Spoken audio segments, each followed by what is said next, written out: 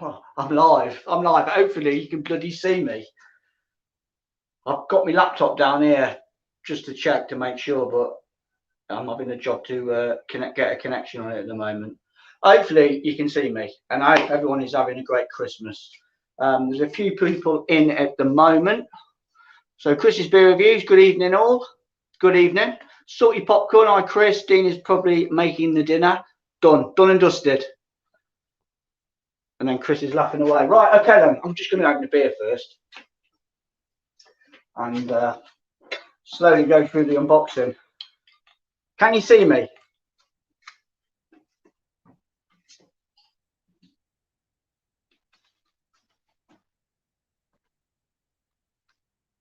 Hey up, Barry. How you doing, mate?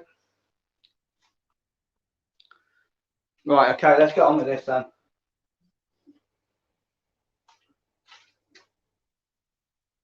Cheers, Chris. Thank you, mate. Yeah, I'm just cracked that open at the moment. Just to wet the whistle. What's everybody up to then? Having a few beers? Barry's probably having the gin.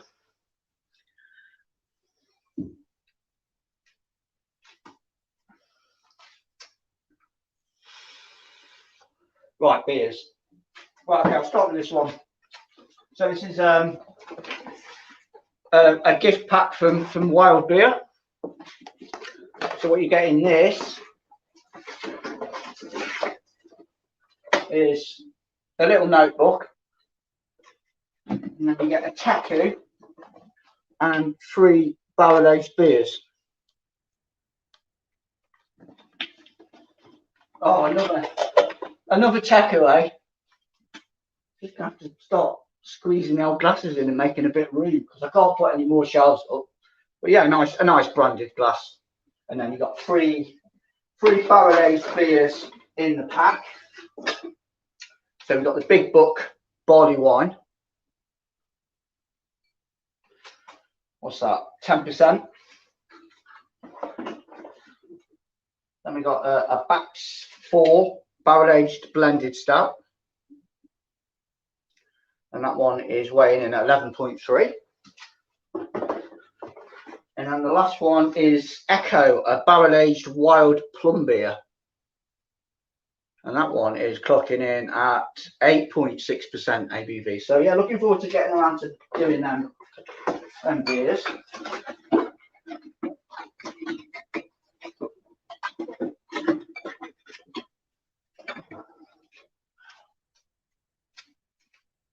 So comments.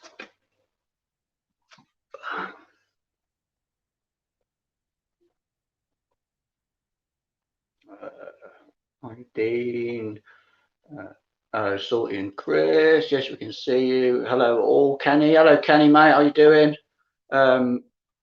Chris's Beer Reviews. I got bloody oh, that's twice now, then, isn't it? Jesus. Salty Bottom. Hi Barry. Are you sitting in a swimming pool in a thong? Oh, wicked. Ted Slaughter. Barley wine. Yeah, lovely stuff. In the bar, Salty. I'll do Kenny. How bad is COVID, Chris? Hope you're okay, mate.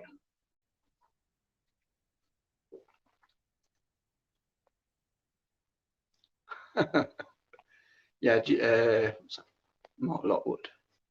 I just opened a bottle of Bateman's Victor Ale. Nice one, mate. Enjoy, mate. Enjoy.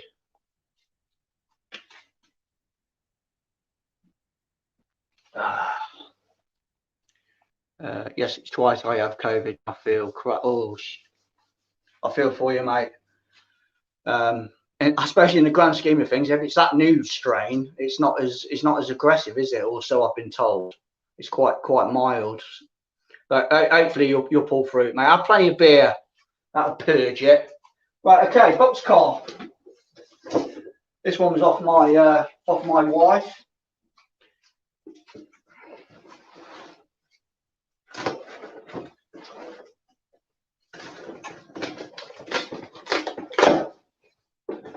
I've only had a few beers from Boxcar, but I've been really impressed with the beers that I have had. I may have said on one of the videos, quite underrated probably in the actual London scene. Right, okay, so what have we got? First one out, Dark Harvest Robust Porter, 6%.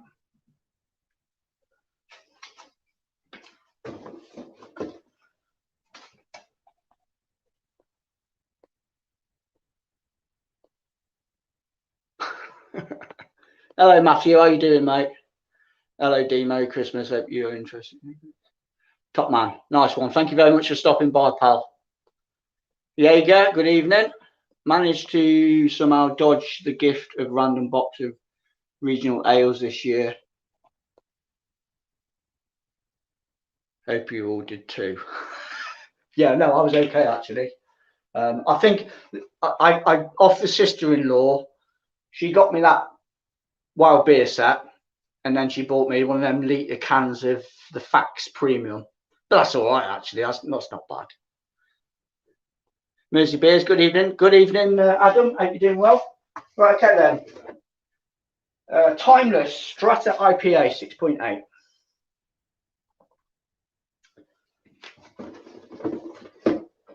So it's got me 4 from Boxcar. Dreamlets double IPA 8%.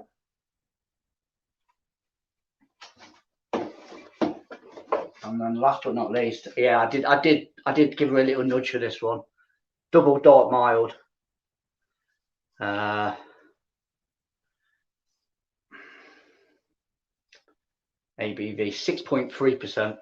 I think they do an imperial version as well, but the bog standard one that these guys do, absolutely cracking. Really, really good mild. All right, so that's Boxcar done.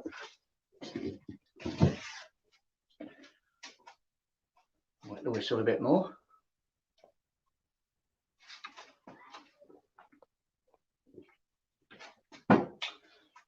Elusive.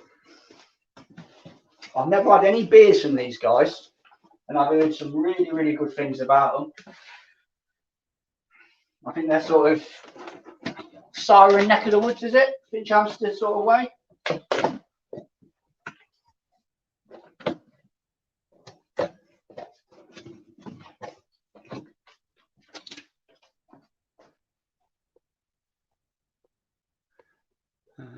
Unboxing is like unwrapping Christmas presents. It is, yeah, it is. I never get bored of doing this. This is kid in a sweet shop shit. This is. Mersey Beers. I got Asda craft set from the Outlaws, and it's not too bad with a vocation pale. It's my brother's. Okay, cool.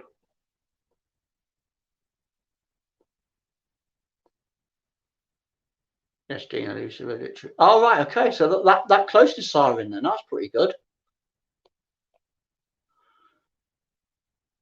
Yeah, you can't go wrong with that, mate. You cannot go wrong with that. Right, Elusive, let's see what we got. So 4 beers from these guys as well. Oh, yeah. I was hoping for that one. I've got some real good hype online. That's I think it was voted one of the best West Coast IPAs going. Their Oregon Trail, 5.8%. I love their artwork as well. The old takes you back to the days of playing on computer games, doesn't it? Back in the 90s. Spellbinder Coffee Porter, 6%.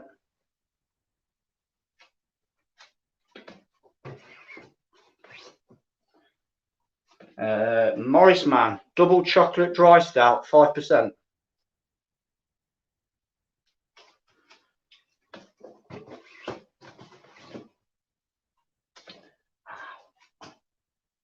Craig, I think Craig did that the other night. I'm pretty sure he did that the other night, actually. 20 ferrets in a red suit. Chocolate Orange Imperial Stout, 9%.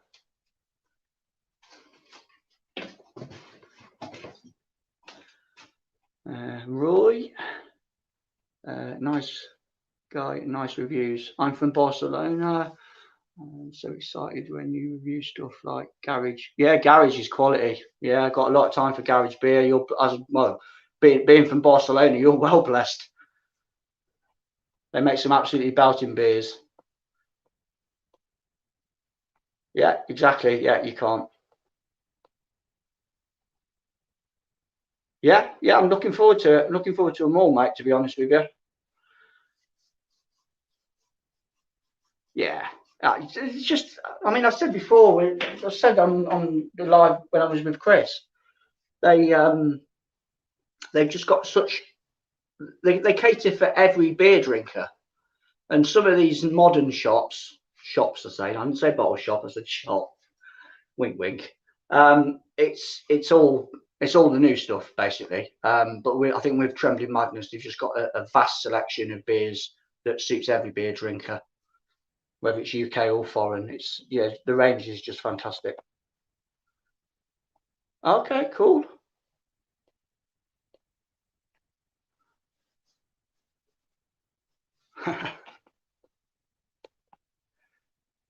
Imperial Stout. Yeah, okay. Yeah, they're another quality outfit. They are Burning Sky. Right, okay. Elusive. Titanic now. This one was off the old man.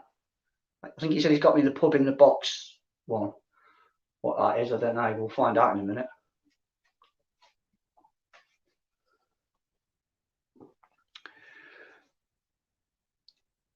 No, I haven't. I have tried it in the past before. I've been lucky to try it many moons ago. I think it was when Harry was living back in Coventry, and I think he had an old bottle lying about, and I think we did a review on it, and it was sublime drinking experience. But I've never sort of thought about getting a bottle, to be honest. I should have tapped somebody up to get me one for Christmas.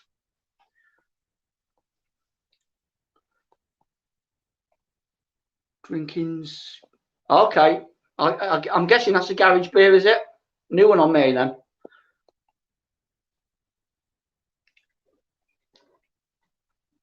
I'll second that, Phil. Yeah, I hope everybody is having a cracking Christmas. It was a nice Boxing Day. Good old Whiplash.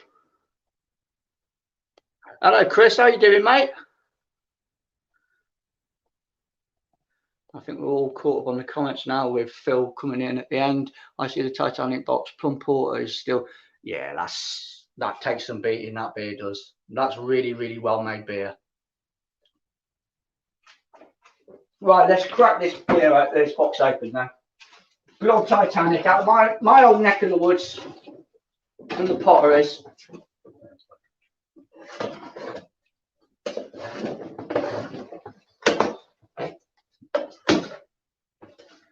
Okie dokie. Yeah, pub in the box. That's pretty cool, isn't it? I'll have to stick that up somewhere. Right, packet of crisps. Mature cheddar and onion. Taking about the beer 52 boxes here. A few beer mats.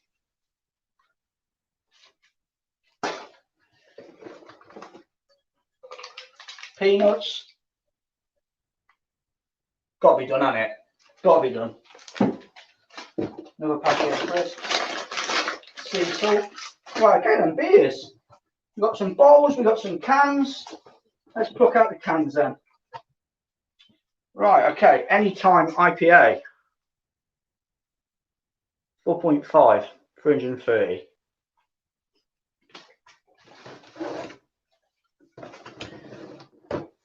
Cherry Dark, 4.4. Interesting, I'm looking forward. What have we got here? Raspberry Pale, 4.7. Plum Porter in a can, 4.9. That's cracking, absolutely cracking. Interesting to see what it's like out of a can. But the bottle that I had, cracking stuff, absolutely cracking. Right, comments. Right,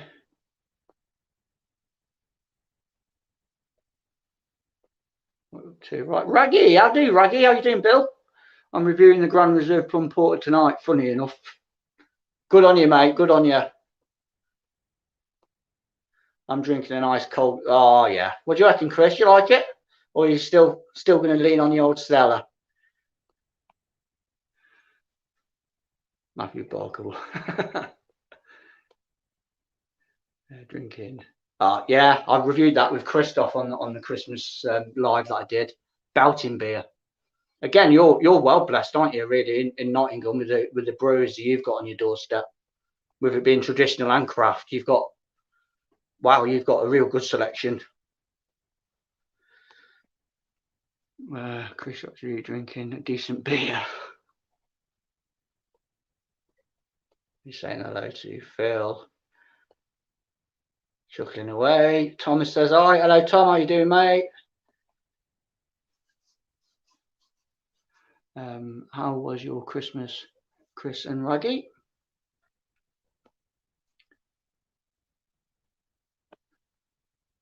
You get the festive box, Dean. I think it's the pub in a box. I don't know anyway, but I'll pick out some more cappuccino stout. Whoa. See, I really do miss these sorts of beers. Like I say, they used to be my neck of the woods, 4.5. My old man still lives up there. So he put an order in for me, bless him. Chocolate and vanilla stout. 4.5, that one. Okay, that's a few bigger bottles now, I think, 500 milliliters. Captain Smith's traditional ruby, 5.2.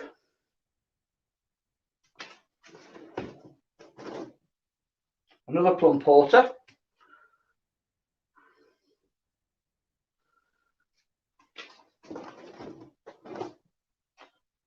Steerage, 3.8 golden session ale. Okay, 3 more to do, but I'll just see what the comments are doing. Please like and share. Thank you very much for that. You don't have to worry about any of that, mate. Hello, Thomas. Looks a crocking box, Dean. Cheers, buddy. Evening, Dean. Evening, everyone. Okay, the last 3 beers from the Titanic box. White Star, that's one of their classics, that is. I've had the pleasure of trying that on tap as well, and it's a really good beer. So it's just a nice, simple, steady golden ale at 4.5.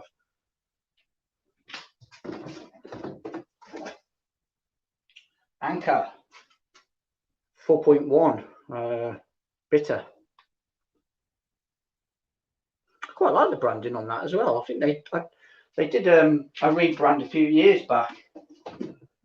But normally when breweries have got the old artwork and then they change over, a lot of people are sort of a little bit miffed by it. But I think the artwork on this is pretty nice. Iceberg, again, another classic from them. Their American Pale Ale, 4.1. Beautiful beers. Yeah, looking forward to getting around to doing reviews on them. They're pretty much all review beers, to be fair.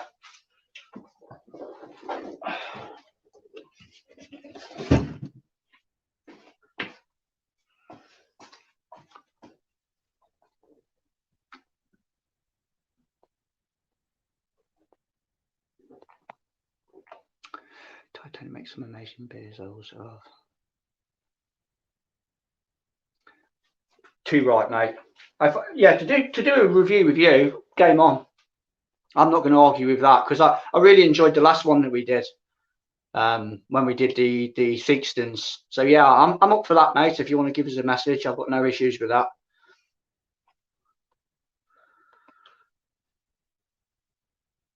Cheers, mate.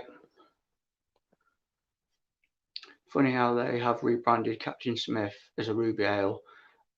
Is the best bitter. Dirty word now. dirty word now. Yeah. I'm not sure what to drink next. Please help me.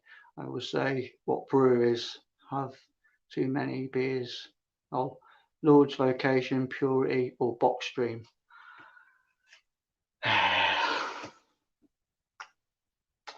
I'll probably say Purity because it's only up the road from me in Warwickshire, but it depends which one it is. Again, they make some decent beers. Longhorn IPA is cracking.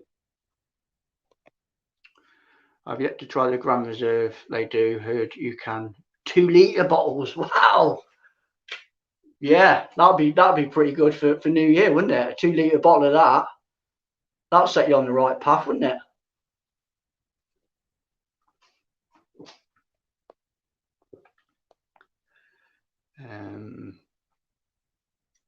I don't like it when brewers drop the best bitter from the names. Best bitter, ESB. Yeah, they are. Yeah, completely agree with that.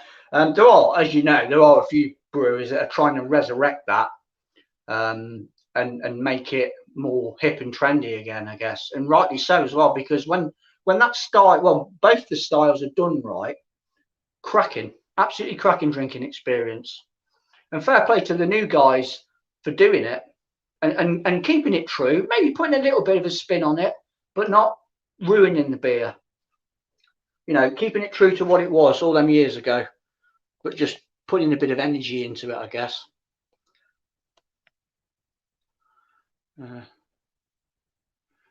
What has been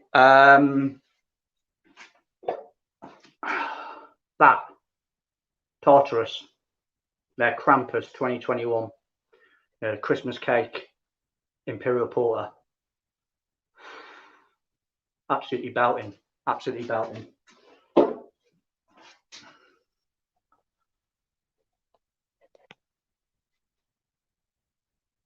Purity Pure.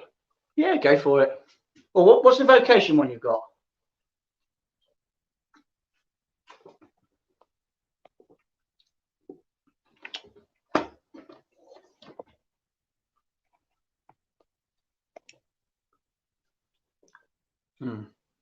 That's so easy drinking, that is. I went through a bit of a phase of necking that like hell back in the summer when we had that nice weather.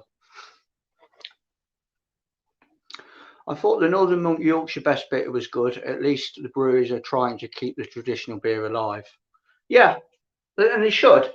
And especially, the wife popped in to see if I'm working. I said to her, I said, I'm going live, but I'm a bit worried that I'm going to have that green screen crap when I go live, and there's no way of me knowing.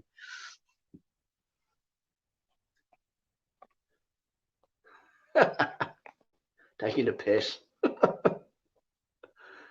Mwah. Love you to bits. Anyway, back to Matthew's comment about, yeah, I think it's good that breweries like Northern Monk as well are just keeping it going and going and going. You've got to, and it's the same with like Miles and stuff like that. You know, them styles are just going to fade away if you don't sort of keep it going. And credit to all them breweries that are doing that.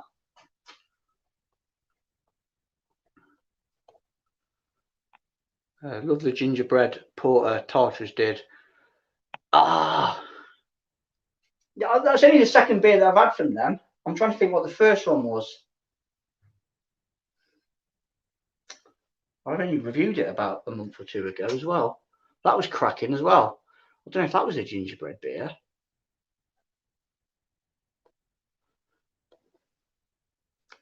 Vocation, have Bigfoot, Life and Death, Pride and Joy, Heart and... Yeah, they're all solid, cool beers. I'd probably go for Life and Death out of that lot. I've probably had more Life and Death than I have the other two.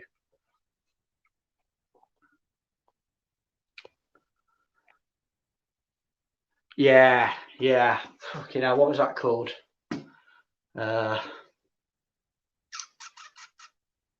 It came out at the same time as, because they bought a couple of lagers out, didn't they? There was an Italian lager, and then they bought out Tappy Pills as well. And I think they bought the bitter out as well at the same time, because I think I bought 3 of them, and that was pretty shocking, really. Another good bitter as well was from Yonder, their Boogie. That's a really good bitter. Slurpy's in the house. How you doing, Slurpy? Hope you're having a good Boxing Day, mate.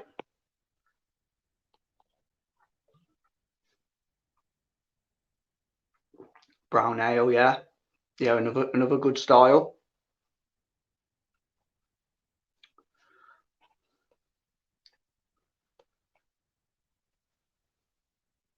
Right back at you, Dave. Cheers, buddy. Thanks for stopping by. thank you to everyone for stopping by. 25 people in, that's pretty good, that is. Yeah, that's pretty good. I'm quite flattered by that, actually. Plenty of interaction as well, which is good. I might have to open another beer and keep chatting away, as long as you guys are happy with that.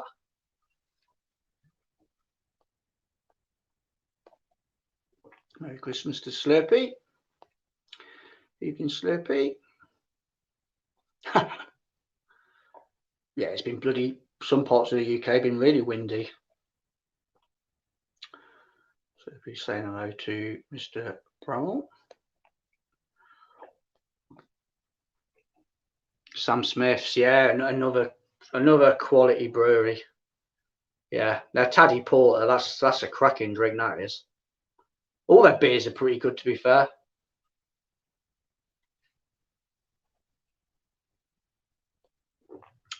So they'll be saying hello to Adam. Steve, hello mate, how you doing? Stuntman Steve's in the house. Hope you had a good Christmas, mate. Hope you never did any heroic stunts or anything like that.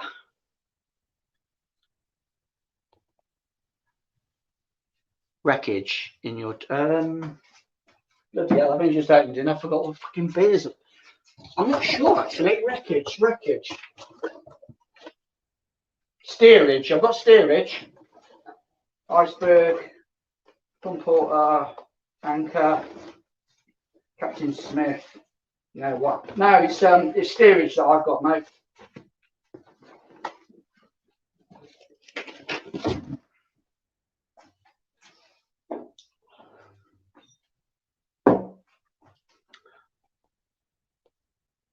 Yeah, keep going. Yeah, okay, I will. As long as you guys are happy with it and you can keep it trickling over and I can talk and you can fire questions and comments and everything, I'll keep cracking on. I haven't got a problem with that. Life and death. And every time my missus grabs me a beer from the fridge, it's always that one. Can't complain. Yeah, I guess that's quite a little bit of a classic beer now, I guess. Beers like that. They've been around for that long and they've got a pretty good reputation. They're pretty consistent. Well, the ones that I've had have always been consistent. I know people have had a few issues with love and hate. And I'll probably put my hands up and say I've had the odd, in my time, the odd can that's been a bit iffy, oxidised. But the majority of them have been fine, mighty fine beer, that is. Hello, Steve. Hope you're well, mate. From Phil. That Thornbridge and Rivington American Brown Ale is good. I know Raggy had it. Oh, that would have been out of his box then. Ah. I have seen, because I know you're a bit of a fan of Rivington, Adam, and I've seen, it might be on Trembling Madness actually. They've got a big bottle of, I forget what the name of it is, but it's a 750ml barley wine, and I think it's clocking in at like 11 quid or something silly. And I've seen it a few times, and I've thought about pulling the trigger on it. I just wonder, would it be worth it? Good ABV to it as well. Evening, Bramwell. Yeah, he's a quality guy, he is. What will you be getting next on the Perfect Drafting? I saw the live with Baz and got a keg of Quack. McKellar released. Yeah, that McKellar, I'm not going to bother with that. I think it's overpriced. I've got a keg of Triple Carmelet, which I'm going to be doing a live probably in the new year with Barry. I'm not sure if it's be on my channel or is. I think it'll be on mine this time. So I've got that, and I keep looking at Dark Arts. I keep toying with getting a keg of Dark Arts. I don't know yet. I don't know. We'll see. Or maybe another Leffe. I don't think you can go wrong with Leffe beers. I've had most of them, so I know that they're pretty safe bets to buy in bulk. I was given the Xmas White Egg Lemon Sour Berry and Ginger. It's absolutely shite and shouldn't even be classified. All right, okay, fair done. Pressure Drop did really good brown ale. Can't remember the name of it. Pressure Drop brown ale.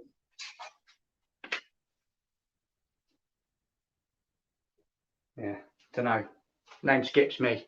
But again, another fantastic London brewery who have come on absolutely leaps and bounds over the past couple of 3 years. They've really sort of top of the tree now, really, in the game.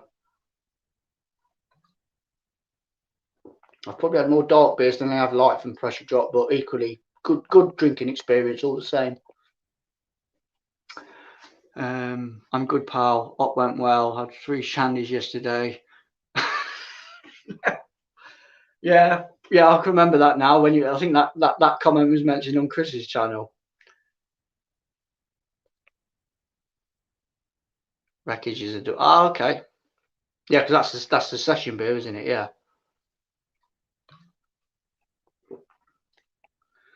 Joseph Holt Manchester Brown Ale Classic. Again, don't see it around here. I'm familiar with Joseph Holt though, but it's like JW Lee's and stuff like that. I'd love to get hold of. I know Peter, the Clueless Drinker. He used to talk a lot about Moonraker. I'd love to try that. Again, that's one of the bucket list beers of the classic genre, I guess. And now you know. Yeah, you just sit tight, mate, and knock them shandies back, yeah? Steve asking if Phil had a good one.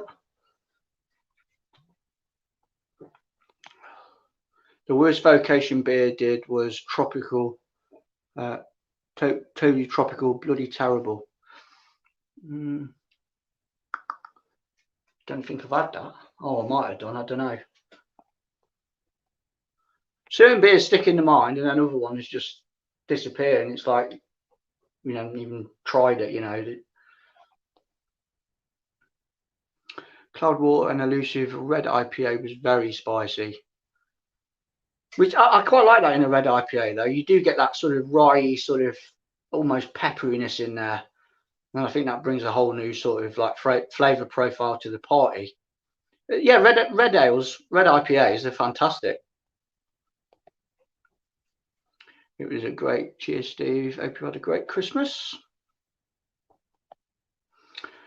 Wreckage is a good strong ruby ale from Titanic. I recommend it. Good, I will be doing a review of that.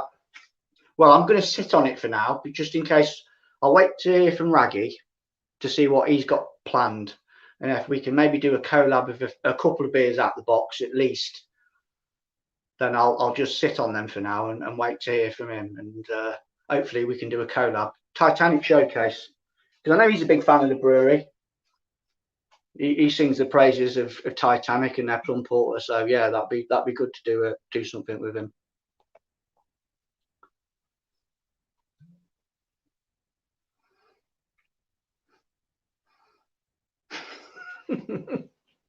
There he is. He's at it. Yeah, the barley wine is the same here. I nearly pulled the trigger. First barley wine going to be an annual release. Okay, it's just called it's, I mean, for the price of it, for a 750ml bottle, and I'm pretty sure it's either £10.99 or it's £11.99, and it's knocking around the 10-11% mark, I think, or it might even be higher than that. I just thought that's a bloody bargain for a barley wine, and I do like a good barley wine. I've got a big bottle down here. I've had for quite a while now. It's this is a barley wine from Saint Fulian. Big 750ml one, 11%. And I keep looking at that thinking I'll open it one day, but I never got around to doing it. And I've had it now for about 5 or 6 months.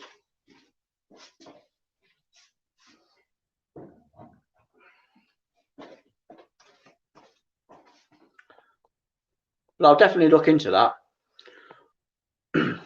Yeah, Phil, good one. What's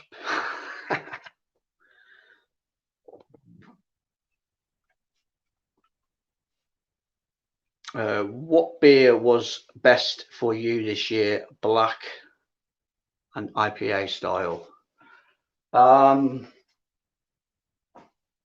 Imperial Stout wise, so dark ale, would be the Death Star from Northern Monk.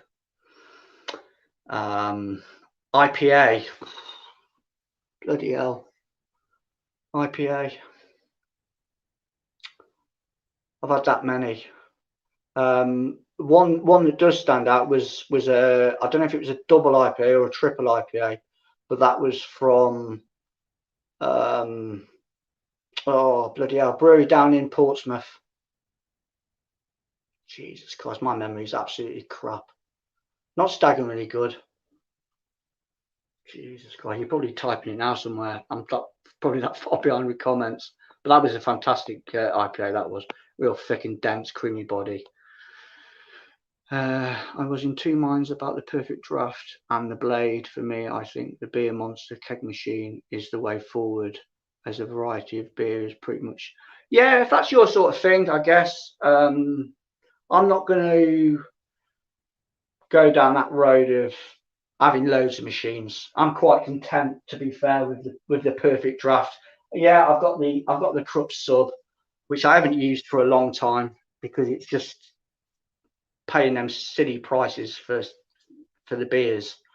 I do look out now and again at some of these premium shops because a few of them do sell them, so I can grab a top every now and again. But I'm quite happy with the PD. But if that's your thing, then fair play to you, mate.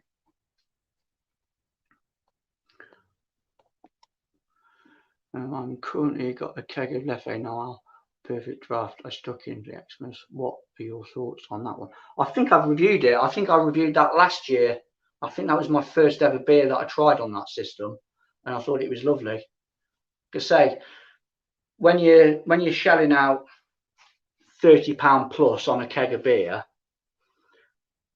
I know in my mind that I've maybe had most of the Leffe beers in bottles and thought they were outstanding. So when you get a keg and you put it in there, it just elevates that drinking experience a little bit more, because it's all about the body really. The flavors don't really change. It's just that mouthfeel. It's beautiful. It's the same as the Ritual 9 as well. I mean, Matthew, get a keg of that, mate. I think that's about 41 quid, but it's bloody beautiful on that system. It really is. Brown ale was called Local Celebrity or something like that. Okay. No, that one skipped my mind then. I don't think I've had that one.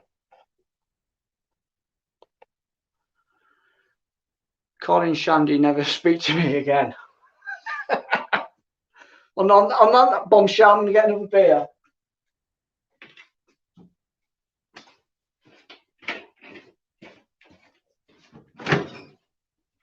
What we got?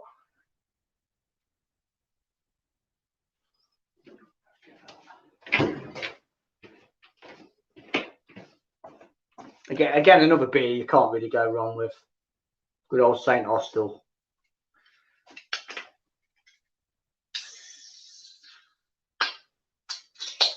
There are still some good regional traditional stuff being made, isn't there?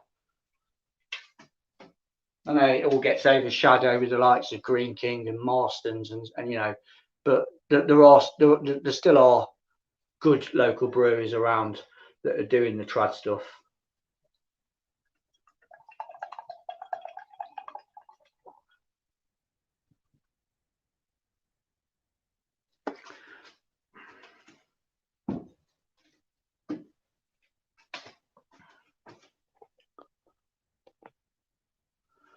I don't know, adding additional CO2 to beer in some of the. Oh yeah, that's that Beer Monster, isn't it? Where you've got the little capsules that you have to put in.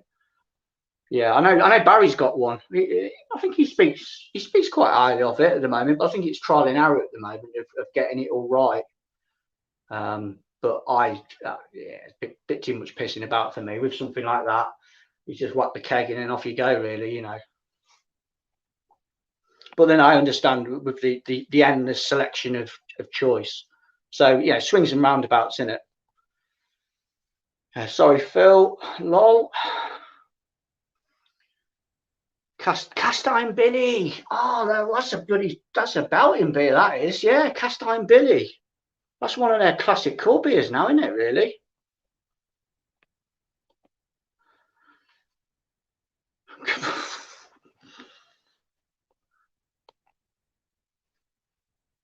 Yeah, Cast Iron Billy. Belting beer.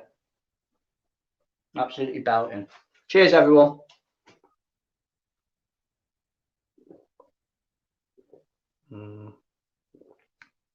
Beautiful. Absolutely beautiful. I like their proper job as well. That's a classic traditional IPA, that, isn't it?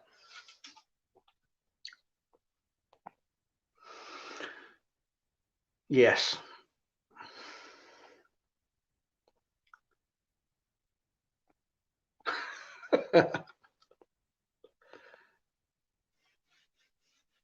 All right. Okay. We'll let you off. We'll let you off.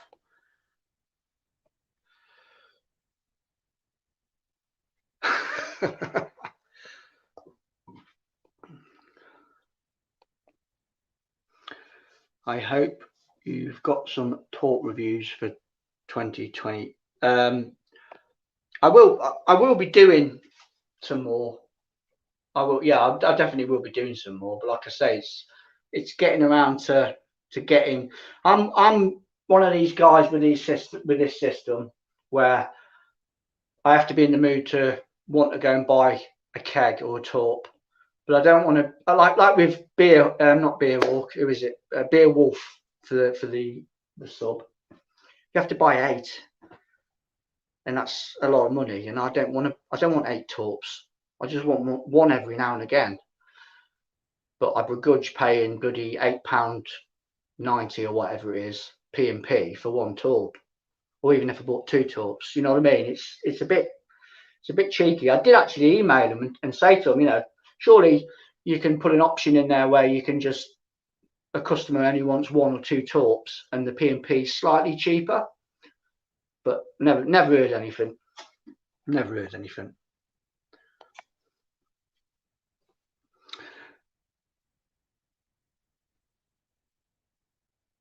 Okay, interesting.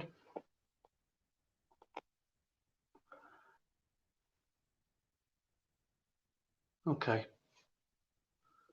So I don't really know a great deal about that sort of setup.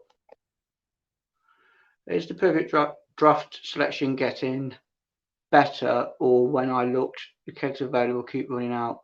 I don't know. I haven't looked on there for a while. I know when it was in full swing lockdown, you couldn't get a bloody keg for love nor money. And the machines for that matter as well. Everything was sold out. It was dreadful for months, really. I kept looking on there, looking at kegs that I wanted, and they just weren't available. So I don't know now. I haven't looked on there for a few weeks, but I think they've got a steady amount of all the old sort of beers. Dupler, quite a few Leffes on there. I know that.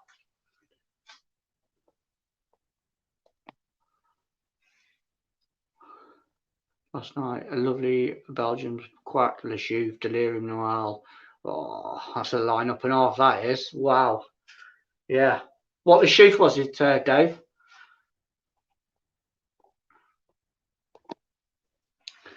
I recommend the mini casks that Track put out and some Simona and their porter. Bloody great. Okay. Track. Again, another quality Manchester brewery. I've had that many beers from them as well. I know when I used to go to Beer Gonzo more regular than I do now, they used to have quite a bit of Track stuff in there. Met a girl playing pool. Keep them coming, Dave. Keep them coming, mate. Lovely.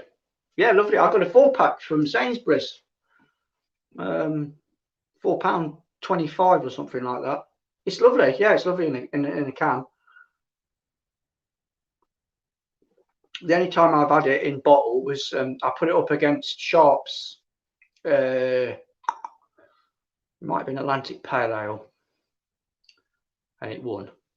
But yeah, in a can, it's no issues with it at all, Adam, mate. Drinks really nice, to be fair.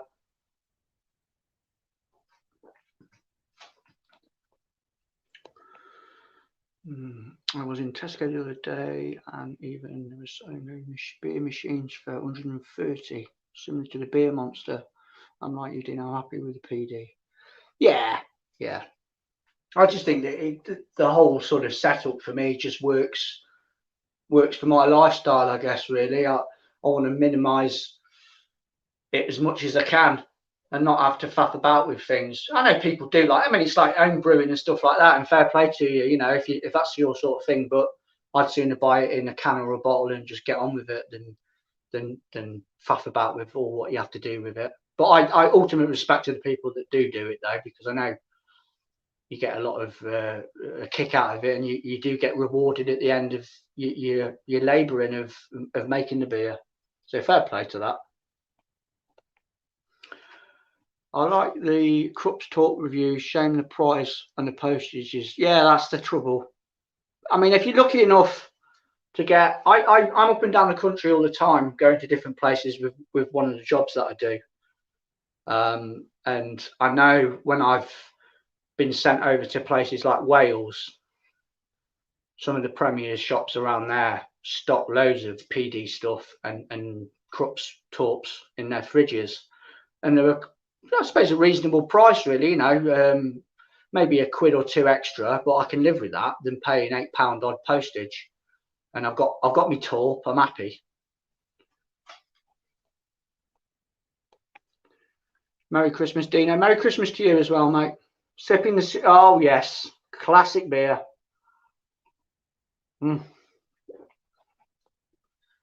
Yeah, a lot of time for Sierra Nevada. Aberdale Black Mass 6.6 on now. Lovely drop. Cheers.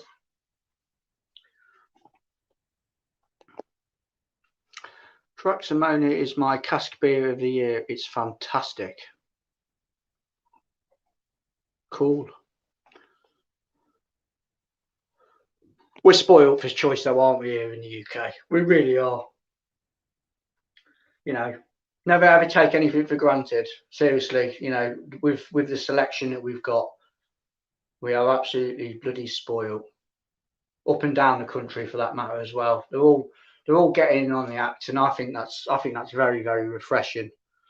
You know, some of these new breweries that have only been going a few years, and they've really sort of like stamped their name out there. They've got the name out there.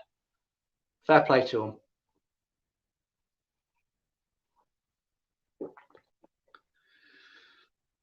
Korev, yeah, Korev. I haven't had that for a long while. That's a decent lager from what I can remember.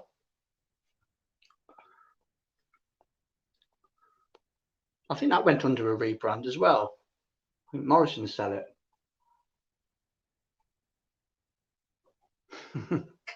That was good fun. It was real good fun, that was.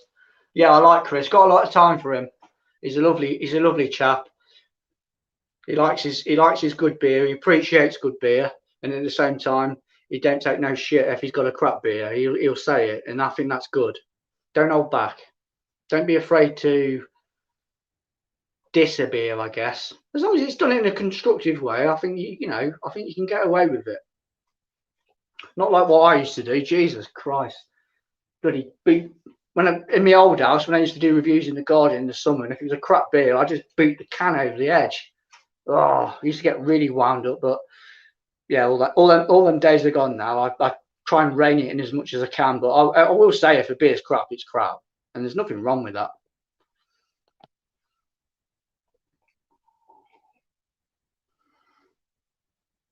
Bunderbus going, it's ridiculously cheap at the moment. Take away 40%. Wow, get on it. Brewing is a lot of enjoyment, hence why I can't wait to get back into it. But I was told will be months before well, you just get yourself up and ready, mate, before you worry about anything like that. That can keep, can't it? You get yourself sorted, chap. Nice one, mate. I'm enjoying it.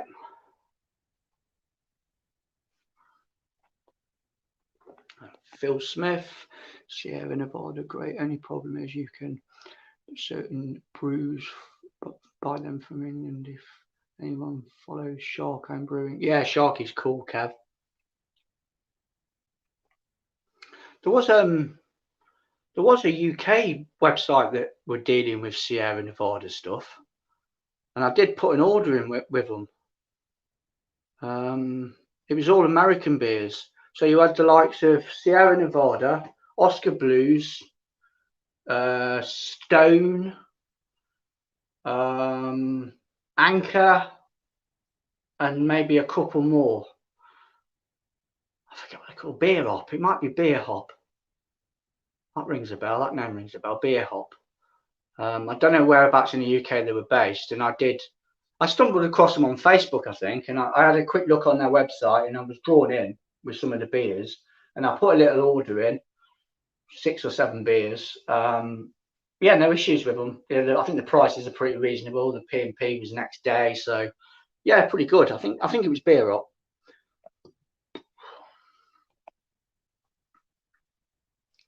Yeah, he likes that too. Hi all, hope you all have a good Christmas. Just spent an hour drinking Death Star episode to feel great. Just started a winter warmer ale. 2 belting beers right there. Thanks for joining.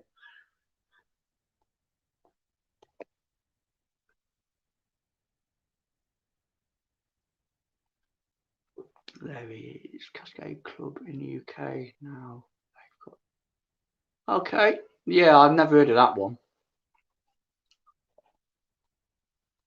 But yeah, I mean, they're pale ale. How many times? I mean, you go through this, you find yourself thinking, well, I know I've said that before. There's nothing wrong with banging on the drum about something that you really enjoy. And Sierra Nevada Pale Ale, you cannot go wrong with it.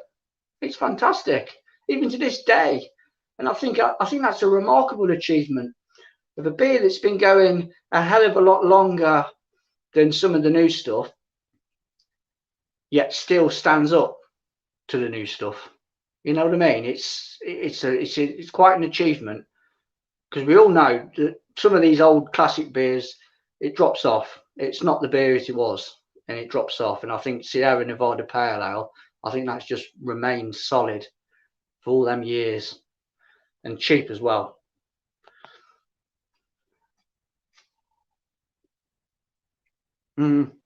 Yes, I agree with that.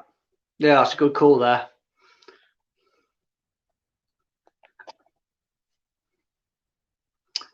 Yeah, I think that's Beer Octane. I've had an order as well. What did you think of them then, Matthew? Do you think they were all right? I say I only put one order in, but no issues with them. The customer service was pretty good. You know, you got like sort of like courtesy emails. Harish, how are you doing, mate? Merry Crimbo, or find of the year was the triple Carmenet. Yes, I mean that's a really, really good beer. I'm looking forward to doing the live with Barry. I think for a 750ml bottle out of the supermarket for a £5 is an absolute steal. I know Tesco sell it, and Sainsbury's sell it for £5 for 750ml. It's a good beer. It's a good beer. You know, I can remember trying it years ago when it was, I think Waitrose was selling it in 330s, and I thoroughly enjoyed it back then.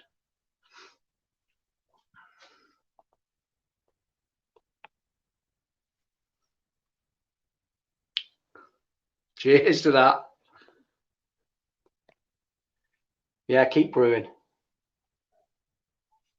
Like I say, Steve, mate, get yourself sorted, and then you can focus on something that you're passionate with.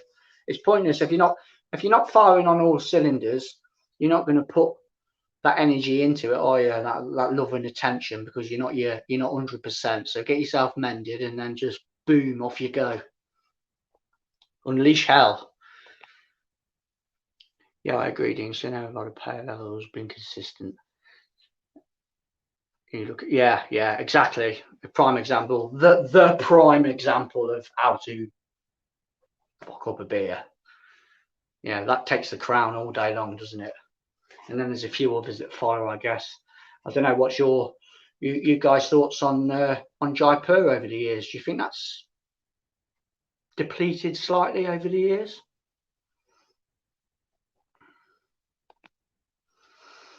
Yeah, I've only had one order and had no issues, and all arrived very. Yeah, and that's what it's all about as well. I think in this day and age where everything's now, isn't it?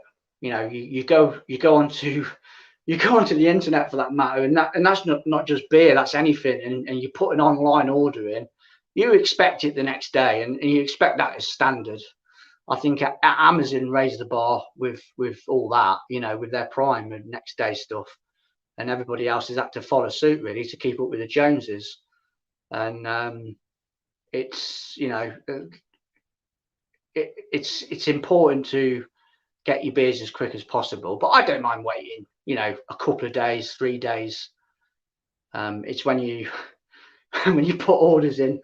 Luckily now they've made it impossible because we're not part of the EU anymore. But when I used to put orders in with Belgium in the box, you'd be waiting bloody months at some points for hold ups, delays.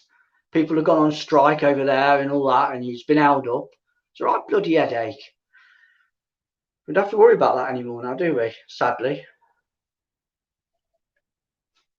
Well, I suppose we can still order from over there, but the bloody prices, they're absolutely extortionate now. Whereas before it was, I don't know, €8 or €10 for a box of beer to be delivered to the UK. I mean, I dread to think what it is now. I bet it's over 40, €50 just for postage, and then you've got to put the beer on top of it. It's not practical anymore, which is a shame. Important question. Have you tried Camden Marmite beer? No, I haven't. And I do want to try it, actually. I do. I'm curious to try it. And I probably will get around to doing it. What did you think? I've seen people review it, and the majority of people thought it was pretty good, actually.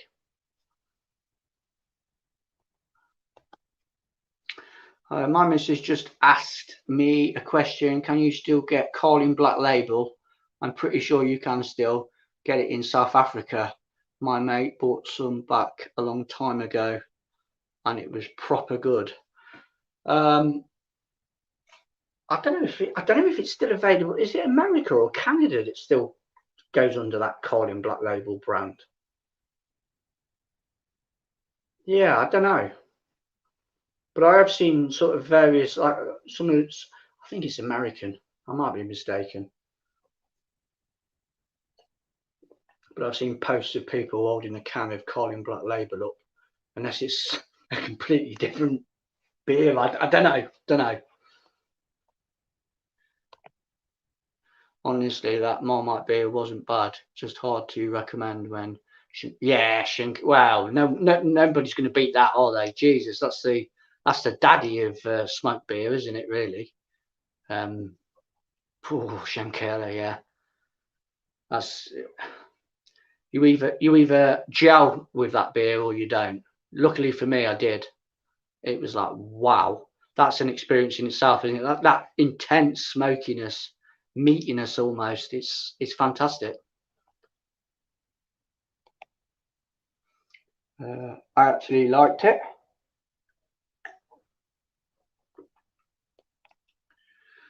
I've had orders from Europe in the past where I've spent so much money to get free delivery in the EU. Now the postage is almost the cost of your actual order. Yeah, it is. It's pretty sad. I can remember when, because I used to put a lot of beer orders in with Beer Republic out of the Netherlands, and they used to be around about the €8 to €10 mark for P&P, which I can live with that. Seriously, I can live with it. And then when we were coming out the EU, should I say, their website went down to UK, customers. I think they put a thing up saying, you know, we can no longer ship to the UK anymore. Okay. And then when they managed to, I don't know if there was like a loophole somewhere along the lines, or they managed to iron some sort of deal out where they could start selling the beer back to people in the UK. And I was looking at the P&P again, and it just went bloody, I think it's like €25 minimum charge, which is pretty steep really, and it puts you off. And it is a bloody shame as well, because they get a lot of really good American craft beer on their website, some really good stuff. And it's a shame that I don't know, you almost feel like the rug's been pulled from underneath your feet a little bit because of the beers that you so want to try but you can't get hold of anymore, because you've got that bloody barrier of extortionate postage in front of you, and you just can't do it. You just can't do it. It's not the end of the world though, is it? You know, you move on. I remember being in Canada with a friend, and they had Carling, which was about 8%. My mate got the can. Oh, so it's Canada then. Shankerla Hellis and a pack of Frazzes. Hard to beat. Hey, combo. Cheers.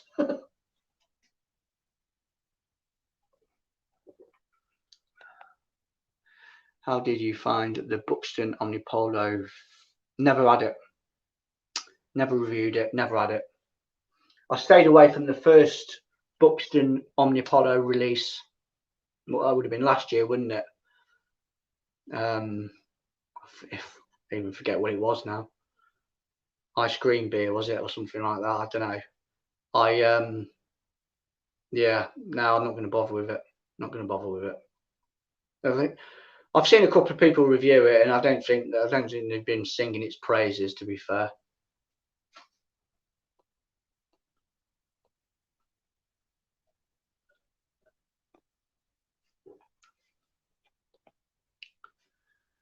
I've heard Steve Shandy was a quart.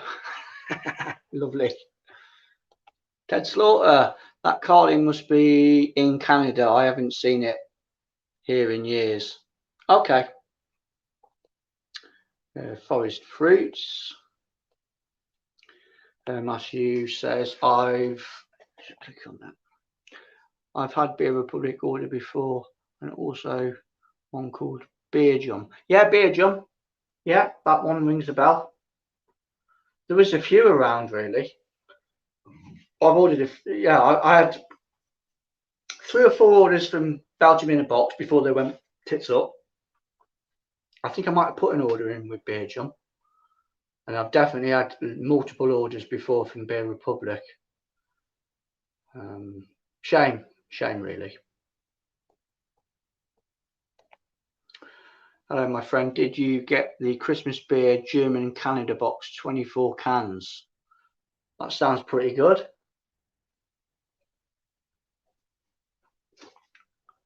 Fair play. It's too sweet and oddly sour for a stout as well. I wouldn't bother. No, I'm not gonna. That's the Buxton Omnipolo, I guess. I'm not gonna faff about with it, mate. £5, not worth it. You get a can of Death Star for the same price, and you know you're guaranteed a good drinking experience, really, to be honest.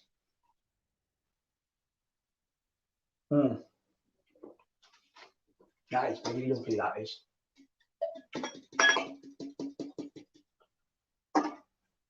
It's a beautiful, well-made beer, and I think sometimes you need that, and you appreciate it for what it is. A very simple, basic beer, but it just hits the spot, and I think you need that sometimes. It's all well and good having these massive adjunct heavy beers or crazily hot beers. It is good, but it is nice to sort of step back sometimes and have something traditional and classic. And I don't know, I think your palate just appreciates it a hell of a lot more.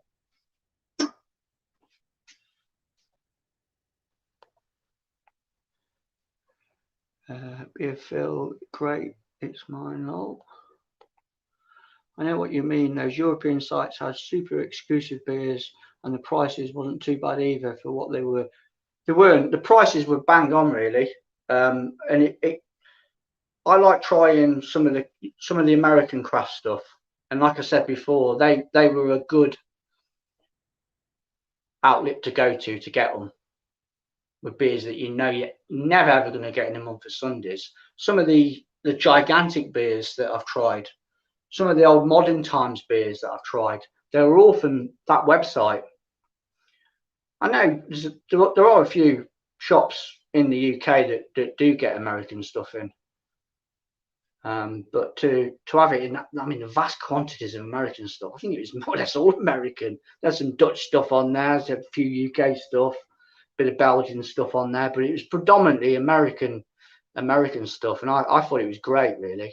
The choice was immense. You could spend bloody hours on there, you know, adding this to your basket, adding that to your basket. Next, you know, half an hour later, you've got your basket, you go to checkout, and it's like €400. You think, shit, I've got to rein a bit back here.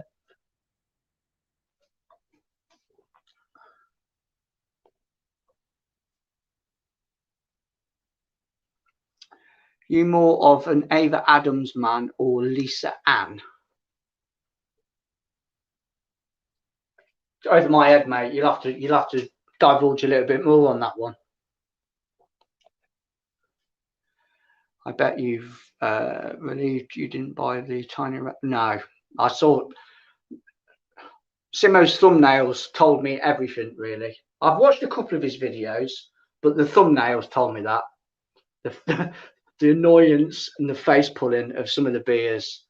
It's a pretty shocking bloody advent calendar, really. I think I think Simo would be the first to say that he's extremely disappointed. I don't know what the price was of it, but I'm guessing it ain't going to be cheap. And to have that more or less crap beer after crap beer after crap beer, nah, not for me. Not for me at all.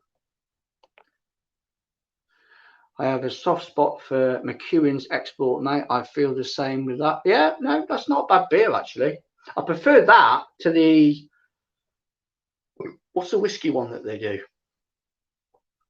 The whiskey infused one, which you think would be higher ABV, and it's not. It's lower. Headspace, is it? Is it Headspace? I've got a bottle of Old Crafty Yen. I'm waiting for the right time to drink it. I do like an old school ale. Old Crafty Yen. I haven't had that for a long while either.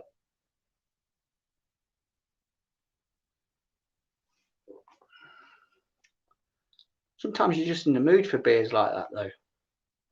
I'm not going to blow you away, but they do the job, I guess. Matthew, my local Manx Legion constantly sells Megan's Export to the oldies.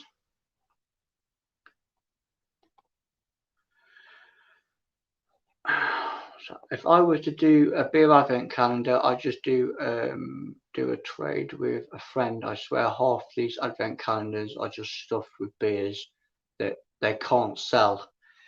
You might be onto that. Yeah, you might be onto something there. I've never really gone down that road of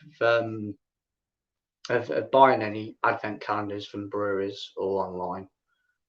I know there's a few other people that do it on a yearly basis. I think the best formula for me is my old mate Scott, where he gets Wanda to make one and just put random beers in there, which is I think that's quite cute, really. You know, it's a personal thing as well, isn't it? Because you've actually handpicked the beers and put them in. But some of these, yeah, I just think they're too expensive for what they are, and they're filled with core beers just to bulk it out that you know you can get from the supermarket. I mean, you're paying that premium, and you're getting bloody supermarket beers in it, aren't you? You want that little bit more, really. I think so anyway. Perfect example, and I see the sign on your walls. Bell's Brewery, yeah. American. Yeah, Oberon, is it? Oberon's their beer to go for. I've had the pleasure of trying that as well. As an American wheat beer goes, That's A1.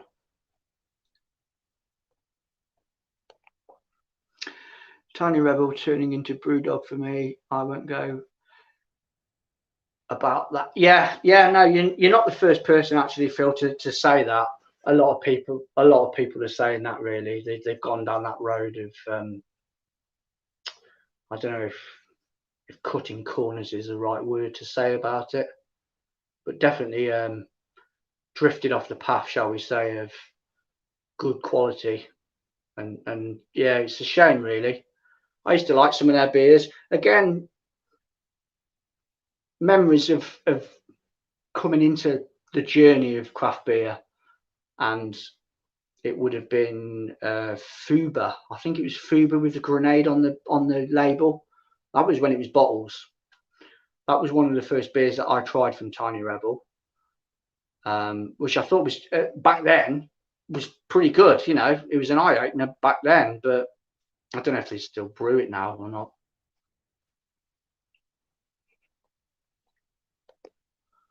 Basically, do enjoy the shaft massage with this. Yeah, all right.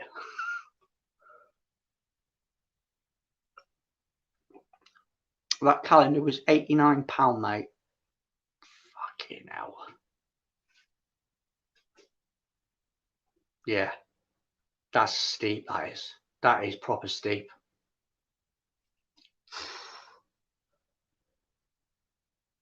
No, I'm not playing that game. £89, no way. My local beer shop makes an advent calendar to you. Okay. Yeah, see, something like that's pretty good, but that's all down to the shop, isn't it? For knocking something up like that. I know my local, I don't know if he did it this year, but I know he definitely did it last year. Because obviously he wasn't open anyway, so it was all sort of like home deliveries. And I know he set something up on his Facebook page about creating like a beer box, an advent calendar, and just getting beers off his shelves and putting them in there, which I think that's pretty good for a shop to knock something up and get a bit of variety in there. That's pretty cool. But I like to pick my own beers. Sometimes I know I've had this, this unboxing that I've done tonight. But normally, as a rule, I like to see what I'm buying, and that's just how I roll, I guess. Dean, can't remember, but have you tried Fuller's Winter Ale? Yes, I have. Yes, I've actually got a review of that.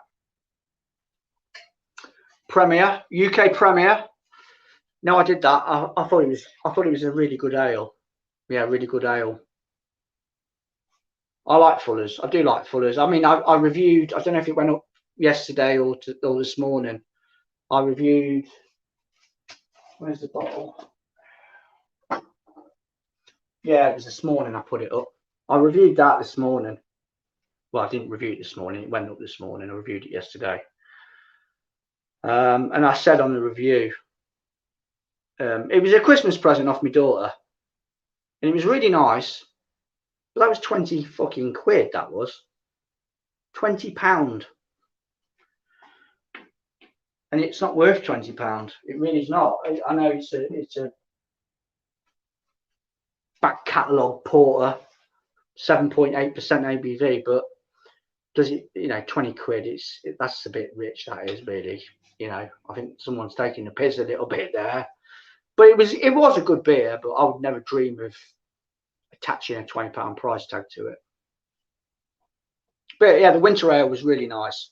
Waitrose, £2.20 or whatever. Can't go wrong.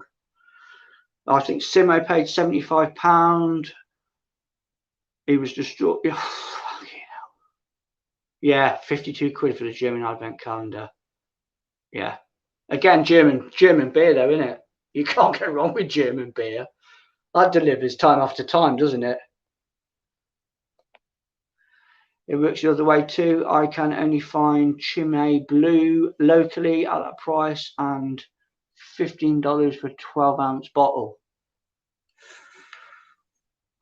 Yeah, horses for courses, I guess, in it. Yeah. What one bloke can get cheap, the other bloke has to pay through the nose, and vice versa. I suppose that's just how it is, isn't it? That's just how it is. Slurpee, that's what I want for a beer calendar. That's cool, mate. Matthew, the advent calendars are like most of these Christmas beers, just beers you can't sell, slapped with Christmas labels and try to sell them. Yes, there is some truth in that one as well. I think I've had a few Christmas beers this year, and they haven't really been that Christmassy. And I think you're right there, Matthew, where a brewery will just slap a new label on it with a little bit of tinsel or Santa or a reindeer or something like that, and change the name. You don't get no Christmas vibes from it whatsoever. You know, you're just drinking a bloody golden ale or a ruby ale or something like that. I mean, the Staffordshire Brewery one that I reviewed, that was badged up as a Christmas ale. It was just a ruby ale. End of. Just with a different label on. But it's annoying. My missus built my beer calendar and it was cracking. I had no idea. I had the 25th and it was in a trap box. Oh, what a bit. Yeah, wow. Yeah, I know exactly what box set you're on about as well. That's mighty fine, that is. Double blonde, Isidore, and a quad, and a glass. Can't go wrong. I think the Tiny Rebel calendar had Radlers in. You don't want that, do you? You don't want that. When you're paying that sort of money, you want A1 beer.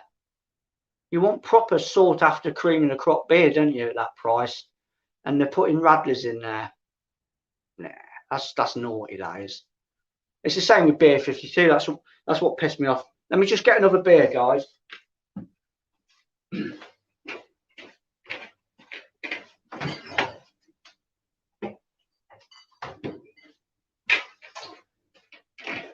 Right, as I was saying, that's what pissed me off with beer 52.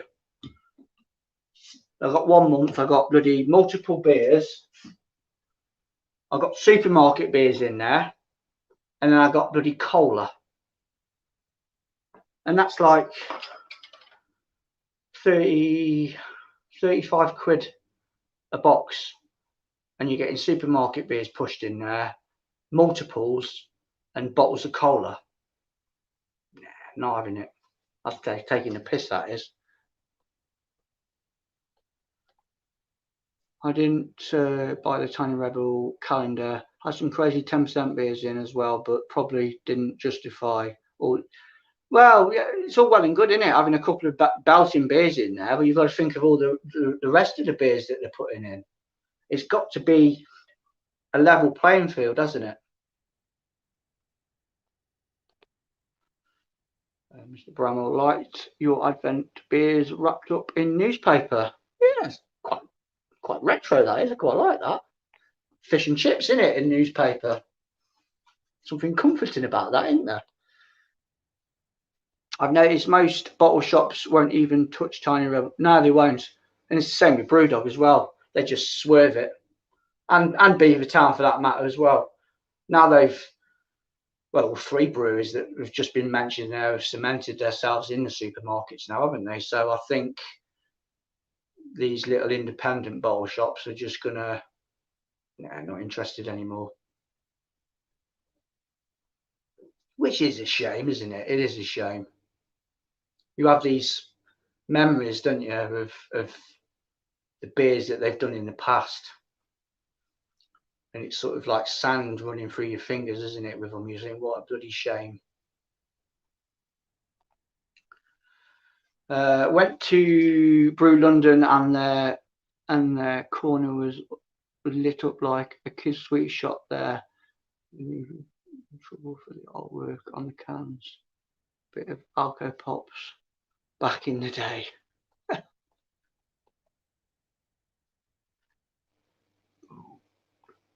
cheap wrapping paper, newspaper. Yeah, nothing wrong with that. I was in the old market in Douglas at lunch, Boxing Day. Tradition drinking Bush's Humbug ale and eating sausage rolls. Yeah, that sounds pretty good.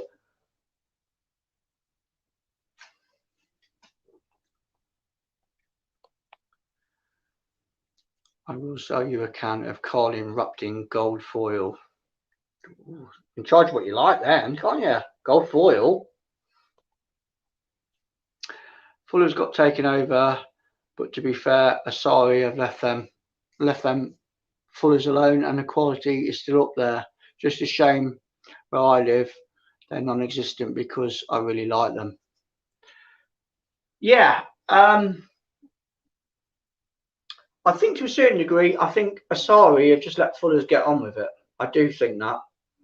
The beers that I've had out of the supermarkets have all been absolutely quality. I'll continue to drink them as well because I do think they're mighty fine beers. I've got all the time in the world for London Porter. That's probably my favourite core beer that they do. Followed by ESB, Black Cab Stout, Golden Pride as well. That's got to be worth a mention as well. For in the grand scheme of things, I guess it's a barley wine, isn't it? 8.5. But that's a good beer, good strong beer. That is. Not many places do that. I know Waitrose sell it, and then their yearly vintage ale as well. Again, I think that's a decent beer for the price. £6, 8.5. It doesn't tend to fluctuate. I think it's 8.5 every year. But that's a good beer, and that's how it should be. If you're going to be taken over by the big boys and you sign on the dotted line, there's got to be some sort of boundary, hasn't there, where you say, well, look, yeah, okay, you can buy our company for X amount, sign on the dotted line, but let us just keep brewing the beer as it is, please. Don't have any interaction at all with the recipes. We don't want you to go pull the recipe books out of the archives and start bloody crossing things off to cut costs. That's where it all goes wrong. Phil, it's fine, mate. You can keep that one.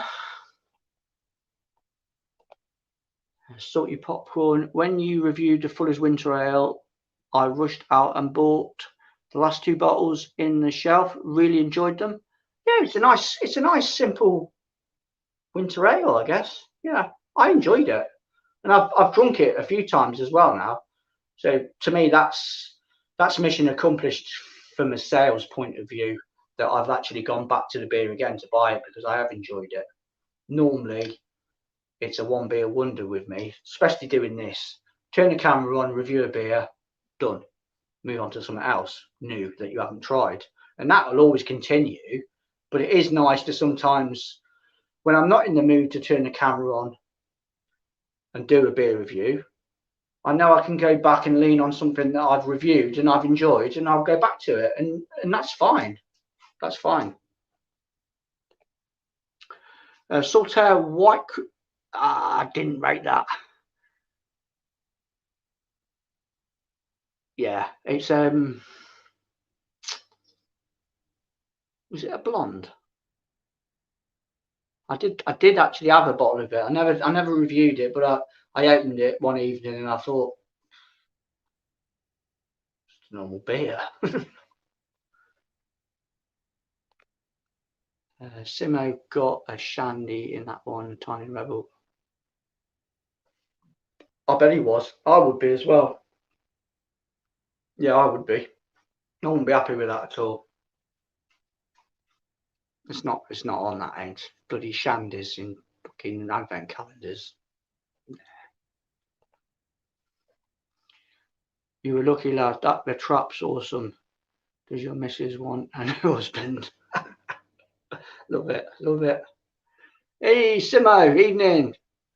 Don't get me started on Tiny Rebel. Robbing bastards, £87.50 it cost me there. Fucking hell. Probably like 5 big beers and the rest were bang average. Got 2 and 3 beers. Nice. Yeah, I can understand your frustration, Simo. I really can. That is an absolute bloody piss take, that is. And again, it's just to pad out the advent calendar, isn't it? It really is. You know, £87.50. You know, that's a lot of money. But you expect a lot of beer for that price. I do anyway, and I think any punter would really. I still have a lot of money to shell out on a one-hit purchase and be let down by it.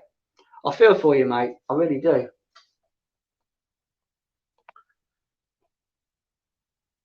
She's a keeper. After those Belgian beers, I've been supping. I've been looking at accommodation in Bruges in the spring. I'd love to go over there. I really would. If it wasn't for all this up and down with restrictions and stuff like that, I probably would have gone. But I don't want to take the gamble of it all going pear-shaped when you get over there. I think that's my fear at the moment, and it's definitely my wife's fear as well, of getting on a plane, getting over to somewhere, and then it all going wrong. We've got kids, you know what I mean? We can't take that risk, which is a shame, because it is a destination I'd love to go to. I really would. You mean the amount of bloody beer over there? You could tell some tales, couldn't you? Having a session over in Bruges. Wow. Evening, Simo. Hope you had a good Christmas. You probably need that after the Tiny Rebel calendar. They're gonna hold you forever, mate. That is. Stephen Powley had 12 calling, 12 cans, 7-Up in an advent calendar. What, for £87.50? Everyone's saying hello to Simo. So is mine. Someone needs to convince my missus to get me a decent beer, lol. She is in training at the mate. Bram was saying out Simo. It wasn't too bad, Phil. I think that Christmas scrub soaked up a lot of it.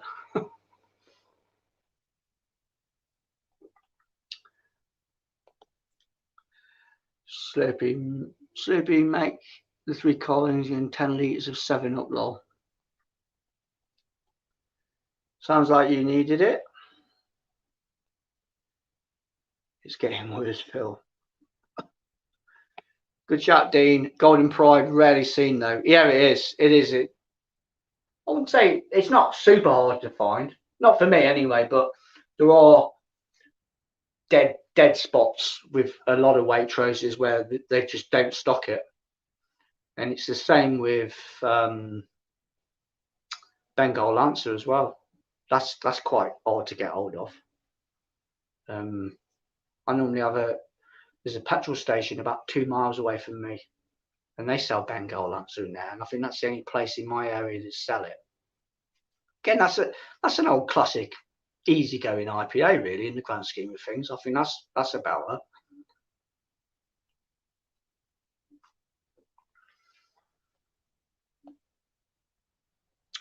Someone saying hello.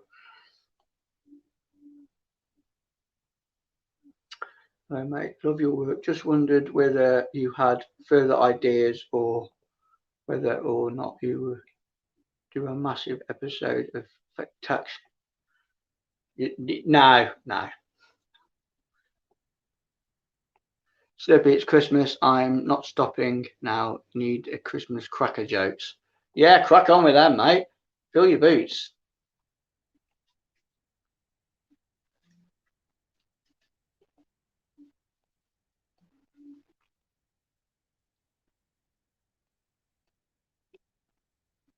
The Johnny Vegas of the beer community.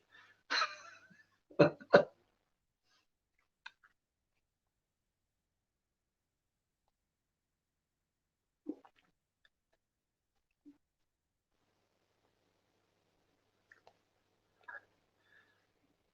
ended up taking the last few days out. It's that therapy, yeah, indeed.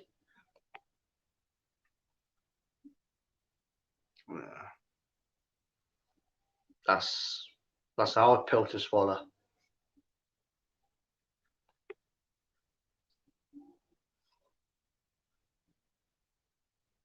Mm. Yes, most definitely. Yeah, most definitely, because it's all high strength beer in it over there as well. I don't think they actually do session beer over there, do they? You'd have to make sure you've got a belly full of food before you started hitting the taps.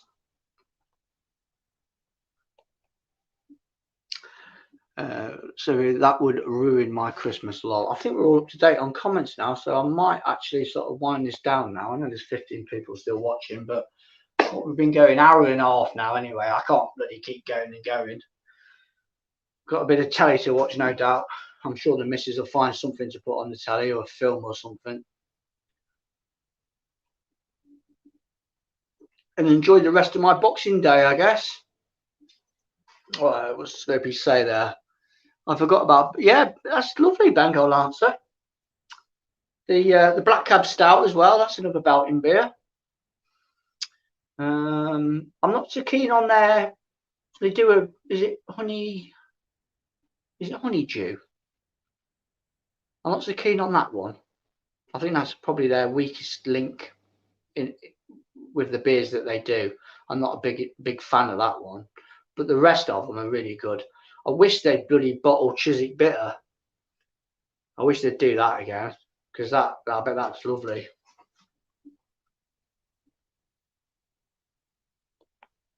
Dean, keep going. Boxing Day, lock in, lol. Oh, I'll trickle over. I'll keep trickling.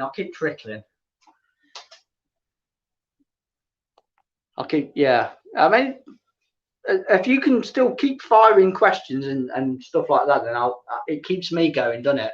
It's just dead air. The awkwardness of not thinking about something to say. Do you know what I mean?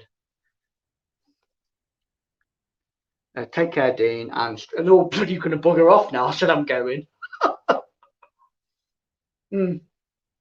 Yeah, good night, Dean. Yeah, I think we will. Well, we will call it a day. Yeah, good man, Dean. You're still. Oh, you know. There's still 14 people watching, so I must be doing something right. I'll take a pure minute.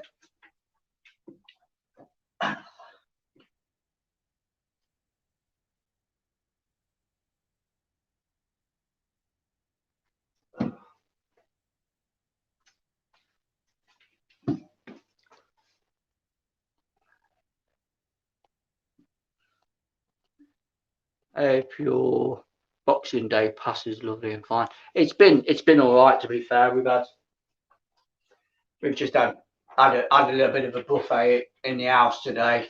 You know, we did a cooked a ham this morning, and then just bits and pieces. You know, pigs in blankets, bit of cheese, crackers, crisps, bit of pate. You know, all that sort of jazz. Just picking away for the next couple of days. That's what we normally do every year. We had a lovely meal yesterday. It was really nice. We actually went out in it. The in-laws booked something, and we went out to a nice little pub out in on the outskirts of Oxford. I thought it was cracking. The service was exceptional. It was a three course meal for 40 quid, and it was a proper bloody meal as well. You got a long boat of a plate for your main, and it was beautiful. I ended up going for the saddle and lamb, and it was beautiful, really good.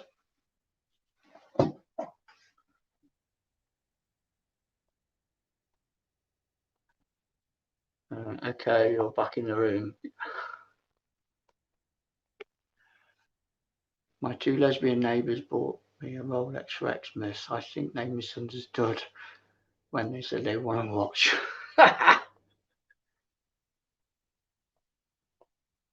I'd go both. Both. Keep talking to the fans. You need to get a beer. Can't chat for about 20 seconds, lol. Yeah, go for it. Cooked turkey, beef, and did a ham. Managed to eat plenty before the COVID kicked in. And you tasted it, yeah? I'm guessing you tasted it all right. Have you lost your taste buds now then, Chris? Because that's going to put the clappers on your bloody beer reviews, isn't it? If you can't taste jack shit. Your way, Dean. That's your thoughts on the Witchwood Brewery stopping tours and closing down the brewery shop. Oh, have they? I didn't know that. I didn't know that.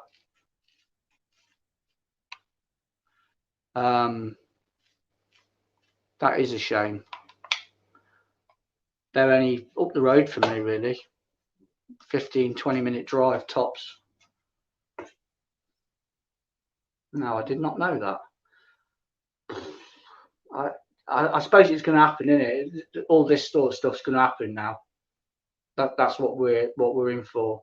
I mean, I know over in Ireland, all the hospitality industry is it all shutting down at 8 o'clock at night, and that's it.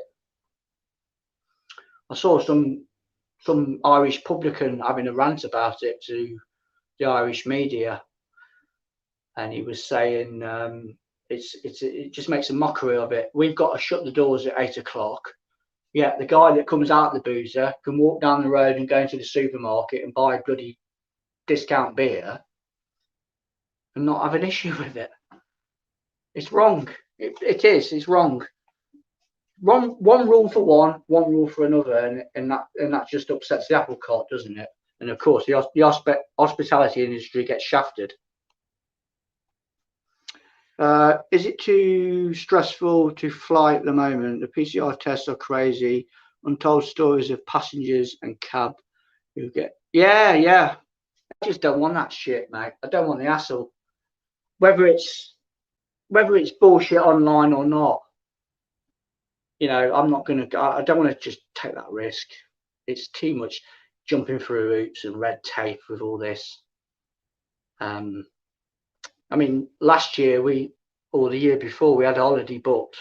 We were going to go to Tenerife for a fortnight with Jet2, and we ended up getting the money back off it because we just thought we don't want the hassle. You know, you'd go over there, you'd want an holiday to get over the holiday, wouldn't you? Because you'd be exhausted. Weirdly, I can still taste and smell. That's got to be good then, mate. That has. You can crack on with your beers at least. I think Breaks Beer brews at the Witchwood Brewery. Well, they're both owned by Marston's anyhow, aren't they? So I know they used to be separate entities. Both Oxfordshire breweries, of course. But yeah, both acquired by Marston's whenever that takeover was.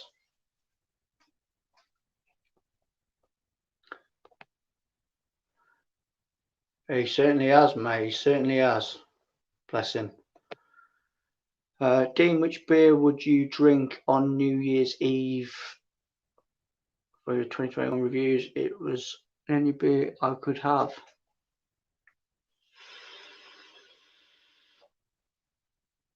I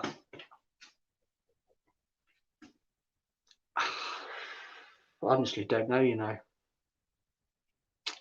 Don't know. I'll have to think about that. Chris just acknowledging Slurpee. Yeah, definitely get well, mate. Get well. I know it knocked you about a little bit last time you had it. I think was it last year you picked it up? Or was it at the beginning of this year? I don't know, it's knocked you about a little bit. I know I have heard from other people that have picked it up. It either you get no symptoms whatsoever, or it knocks you for 6, and you're more or less bloody bedridden. You're out of breath getting up to go to the toilet and all that. I've heard all sorts. Oh, sorry, Chris. I kept my smell and taste and appetite. Then I got it and I was happy. Cheers, BBB. Chris, I had some 2 weeks ago and smell wasn't good.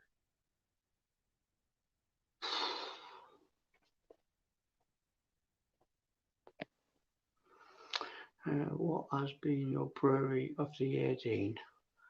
I'm gonna go along the same lines as what we were talking about on Chris's live the other day, and that's New Bristol Brewery. I've just been blown away by the beers. Recent discovery, I guess, for me for 2021 anyhow, because I know I haven't had any beers before from them, but it's really drawn me in. They've definitely got my attention with the styles of beer that they're doing. Of course, the flavour. I think the price point is pretty bang on, really. It's the going rate, I guess. It's just phenomenal beers, absolutely phenomenal. I mean, we did it the other night on Chris's. We reviewed that from. Go and check the live out on Chris's channel. Irish cream and vanilla ice cream affogato stout, 6%. It was lovely, absolutely lovely. You got that Bailey's vibe in there, and it was beautiful. Yeah, 6% ABV, you know, sweet spot sort of ABV. It was good. It was good. And then after I just opened that up and just drunk that. And as the lager goes, it was solid. Good bready body to it, plenty of citrus, little bit of a malty sort of drag to it. But it was, yeah, good stuff.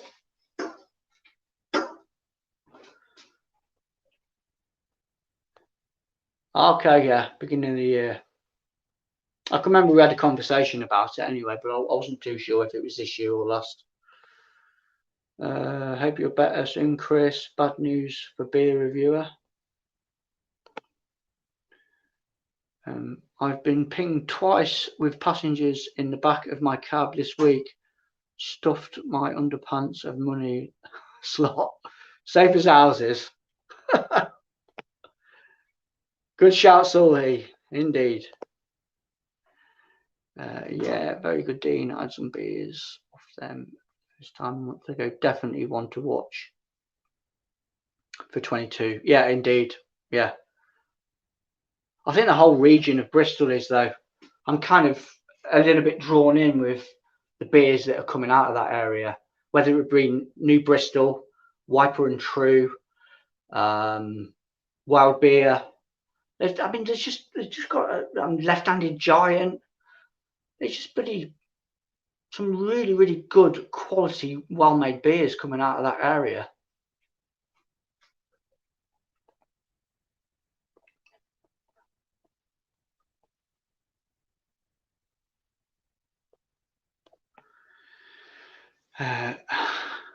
Who is everyone's brewery of the year in chat?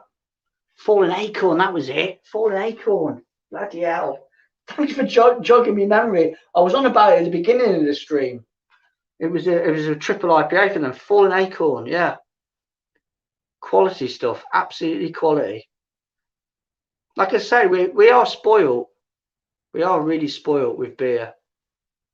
We're literally, I think everybody's literally a stone's throw away from a good can or bottle of quality beer.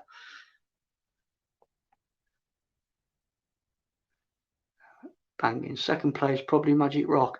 I haven't had anything from Magic Rock for a long time. Again, I suppose they got me into it. Arbor, yeah, good shout, Chris. Arbor, yeah. Arbor are really good as well, and you get proper value for money with them, don't you? 568ml can of beer. I think the last one that I reviewed from them was a stout, bordering on Imperial, and it was only about £4.5, £5 for a big bloody can of beer, and it was quality. Chocker something it was called. Really good. Always liked Brew York and Turning Point. Have taken my yeah, both good shouts there, mate. Both good shouts. I've had beers I've probably had more beers from Brew York than I have Turning Point, but it was our good mate JB that got me into Turning Point a little bit more than that I would have done. But I know Trembling Madness again stopped quite a few, well, both breweries, I think, of their beers. Yeah, very good. Yeah, so yeah, just reiterating on what the chap said about everybody's beer of the year and brewery of the year in comments. There's still 15 people watching. You know, fill your boots in the comments with what's drawn you in this year, beer wise or brewery wise.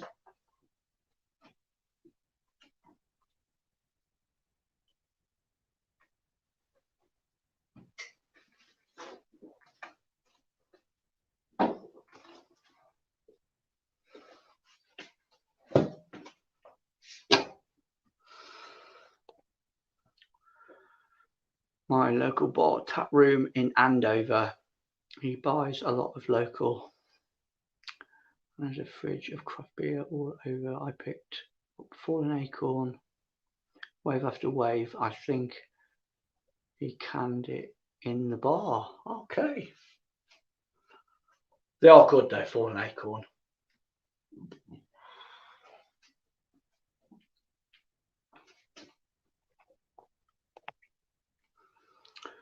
Bristol is top draw for the Mayo breweries. I've had 6.7 star on cask, Bristol Brewing Co. Yeah, it is. I think it's always been there. It's always existed. It's just as you're getting more and more breweries that are just opening up and starting out and trying to get their name out there. I suppose that's up and down the country as well, isn't it? You've got hotbeds like Bristol, Leeds, of course, Manchester, Nottingham, London, obviously. There's a little bit going on around Birmingham as well. You know, it's good. It is a good place to be with beer. It's just up against it, obviously, with what's going on in the world at the moment. You know, obstacles keep getting put in front of firms, and it's difficult.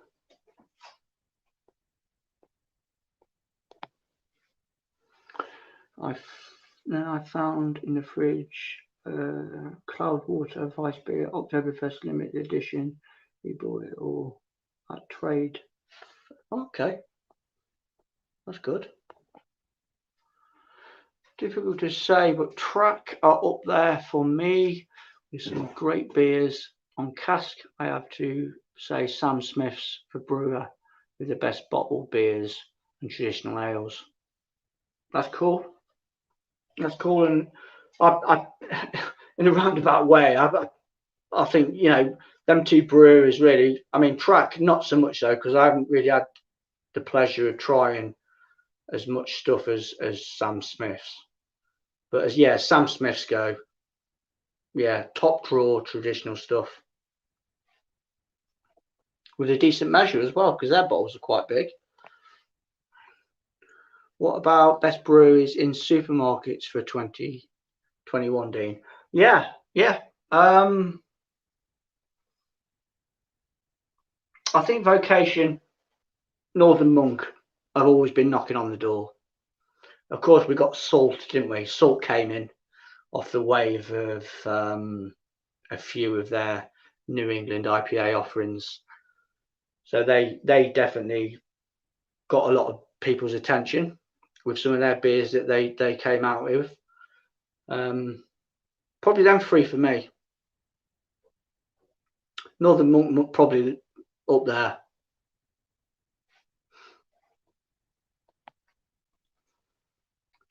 Favourite local Isle of Man brewery this year was Bush's Brewery. Favourite UK has been Brass Castle. Yeah, Yorkshire. I've only had a few beers from Brass Castle. Again, doing a good job, I think. I'm new to craft beer, and so I really liked the New England IPAs. What have you dabbled with so far then, Kenny? Just like if you can pluck a few names out the bag of what New England IPAs you have had and enjoyed, or maybe not enjoyed. Love Vocation Stouts and Imperial Kirsch. Yeah, that's a belter. That was, yeah. Yeah, the cherry. Is it cherry Kirsch? Yeah, they're doing a good job, I think. Vocation. They've always had a lot of love, though, haven't they, in the beer community? I think. Pick up the Andover tap with canning machines, everything on draft and fresh for 6 weeks. Sam Smith's great on the bottle range, but only brew 1 cask beer. They're bitter. Going to pop in a Vocation, plan to Hebden Bridge in March. Yeah, that'd be good. I think you'll enjoy that day out, mate. I think that'd be pretty good, actually.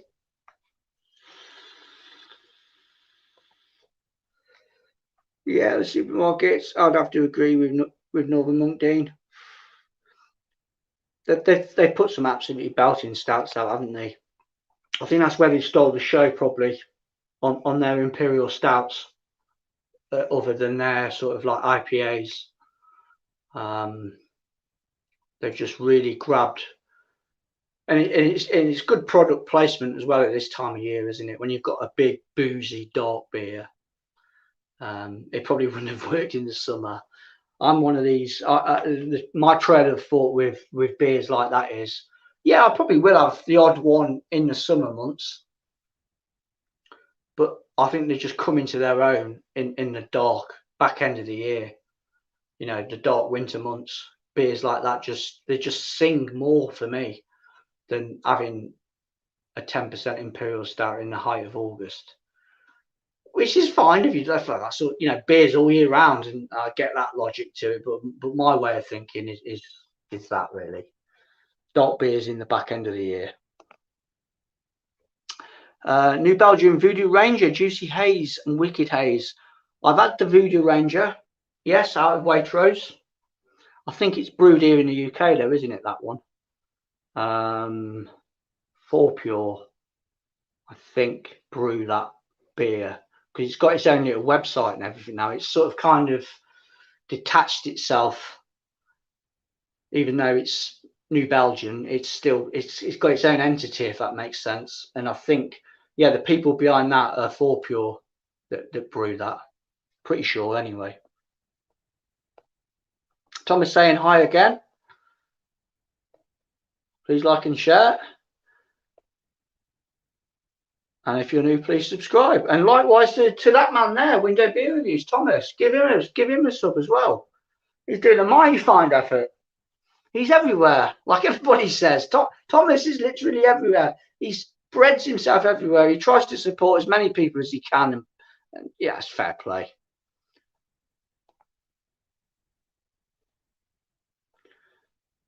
Stouts of summer beers. There you go. A guy that likes to stout in the summer. I don't mind a stout in the summer, but I don't know about an imperial stout. What's your thoughts on that then, Thomas? An imperial stout in the height of summer, 88 degrees outside, baking hot. You're just about to light the barbecue, and you're opening a 12% imperial stout. It don't work for me. I'd sooner have a pilsner, ice cold pilsner.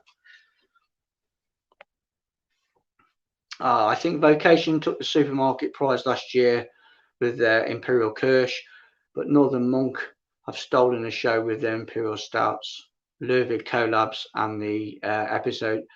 Well, we never got to see the episode, the Death Star episode 1, did we? Because that was almost a fictitious beer, wasn't it? At the end of the day, but two was quality, absolutely quality.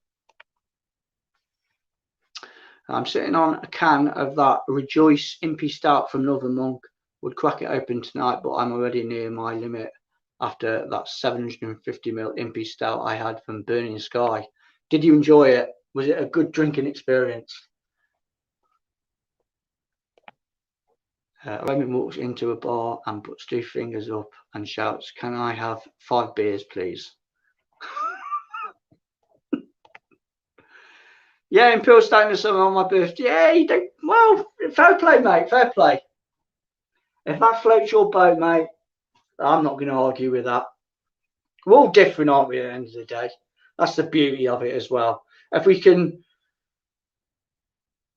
appreciate and see that other people, like Thomas, he likes the complete opposite of my drinking habits, i.e., having an Imperial Stout in summer. That don't float my boat, but it does with him. There's no right, there's no wrong, is there? You know, some people can take umbrage to that and think, "Well, no, you're wrong. You're wrong. You can't do that. That's criminal." Let the cobblers. If you enjoy it, you enjoy it. End off. That's all that bloody matters. Wasn't the episode 1 Black Forest from Morrison's? Yes, yeah. I'm thinking of the Death Star thing, aren't I? Because that's a complete different thing. Yeah. The Black Forest one. I know what you mean now. Quality stuff. I recommended it. Shouldn't have got another bottle to age. I think it's still available on Trembling Madness. Okay. I've got a few vouchers actually. I might have a nosy on there. Or I could wait for the January sales, couldn't I? Does Trembling Madness do January sales? I guess they do actually. I bet they do some sort of deal. Let me grab another beer.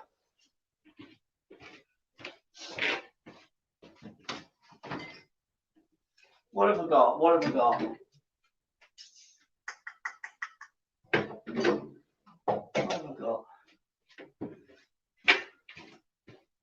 I fancy something dark now. Let's have a look. See what we got.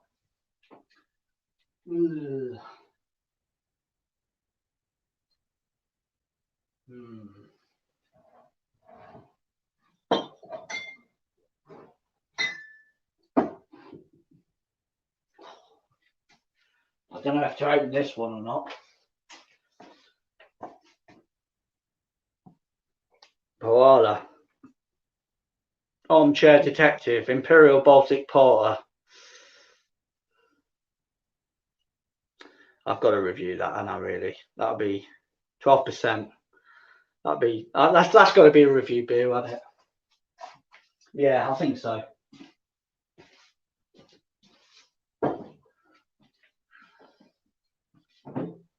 I'll tell you what, for Christmas beers as well, that was pretty good. I did that earlier on.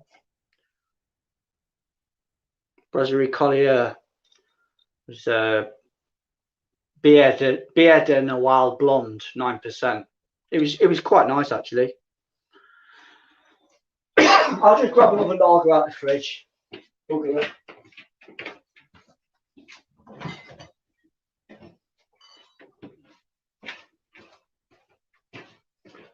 Yeah, another Cotswold. That'll do.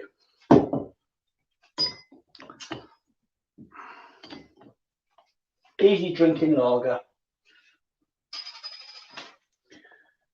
Where are we? So Cannon, if you live in Siberia, Imperial Stout, of course, yeah. I suppose that's a survival need as well, isn't it, to keep you warm. Like JB always says, salt are putting their finger in all the pies now, aren't they? Did you see they were opening up tap rooms everywhere, including 2 in London? Oh, I didn't know that.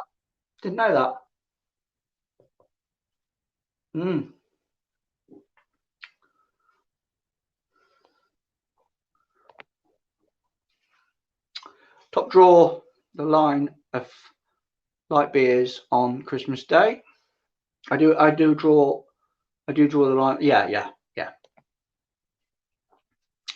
Those wax tops are dangerous when you've already. Yeah.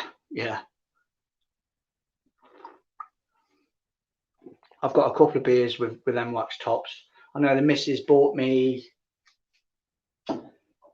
She bought me an Imperial Stout from Nerd Brewing out of Sweden, and it's It's an imperial milk stout with tonka beans and maple syrup, and that's just absolutely covered in bloody wax. That is at the top. But again, another review beer. Got to be done. Got to be done. I've still got them beers. Yes, I have, mate. Yes, they're still here. Yeah, I've still got both. Well, I think you originally you sent me about. I think you sent me about 4 or 5 beers, but these two, these are keepers, mate. Yeah, bless him. Thomas sent me these a long while ago. Again, keeping on theme with the wax. 200 fathoms whiskey barrel aged imperial stout, Galloway Bay and Teeling whiskey. It'll be coming, but I want to save it. I want to save it for a special review, like a landmark review, maybe 2000 or something like that. And it's probably the same with that one as well, with the Whiplash beer. But yeah, I mean, probably a couple of years old now, these. Nice to get a bit of age on them. But that won't do them any harm, will it? That won't do them any harm at all. Dean had this Belgium last night. It's the one, I can't remember. Nice stuff.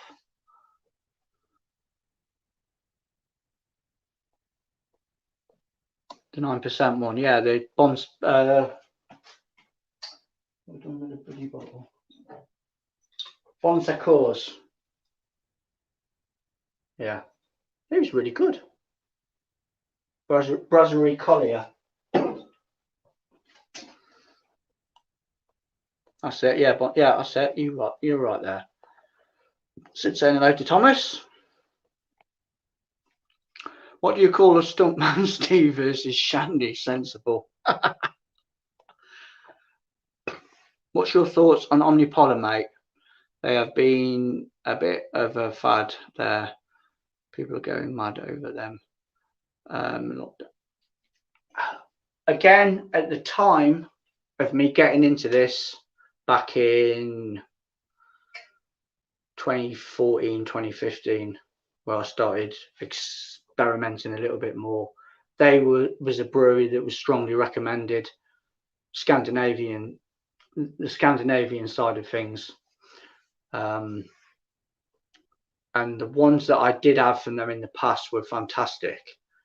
But I think, again, going back to maybe something like Tiny Rebel, I think the adjunct thing has put the nail in the coffin for them. I think they've over adjunct themselves a little too much. And I don't think they carry as much clout as they did 4 or 5 years ago. And there's far better Scandinavian breweries out there now that more or less overtook them. You know, I think breweries like that, sort of like Omnipollo, Nurgner, they've been looking over their shoulder for a few years, I think, with the stuff that's been chasing them from behind, and probably overtook them a little bit now as well. Tom's saying hello to Sid.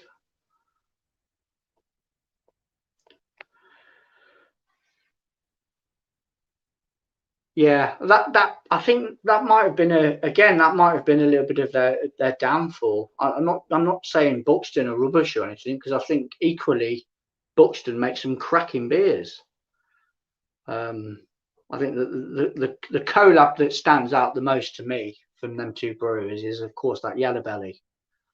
In the well, I've got a bottle up here. I'll show you if you're not familiar with what the beer is. This came about a few years ago, and that's how it was done. And it was absolutely bloody glorious. Really, really good. Again, them two breweries were behind this. It caused a bit of a ruckus, and it got discontinued due to a regional brewer kicking off with the name, which was a shame.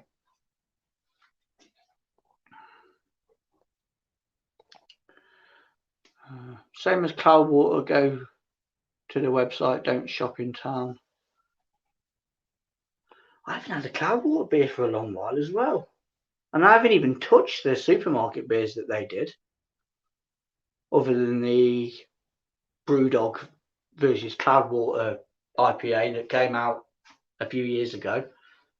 I haven't bothered with Cloudwater for a long while.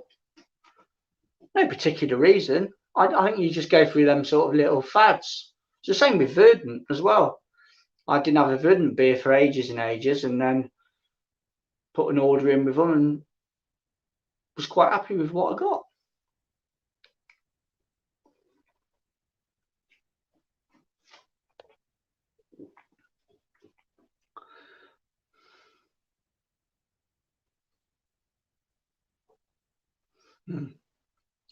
Yeah, exactly. Yeah, there is nothing wrong whatsoever with a brewery using adjuncts as long as it's done in the right way. And we touched on this the other day on Chris's channel with Bristol Brewery, because they're kind of an adjunct heavy brewery with their dark stuff, but it's done properly. It is done properly. You get the almost the real deal on flavour. None of this synthetic and artificial crap. You know, that crappy, horrible artificial sweetness that you get sometimes in beers, and you just know it's forced almost. That's the annoying thing when people take the piss with adjuncts. But there are breweries out there that are doing it properly as well, which is good. A fried egg, Russia bacon, 2 sausages, walk into a pub. Everybody walks into a pub, doesn't it? Everybody.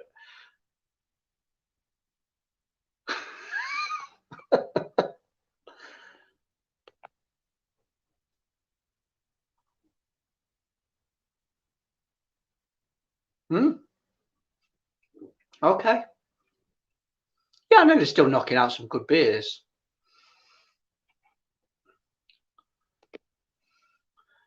Oh, but yeah.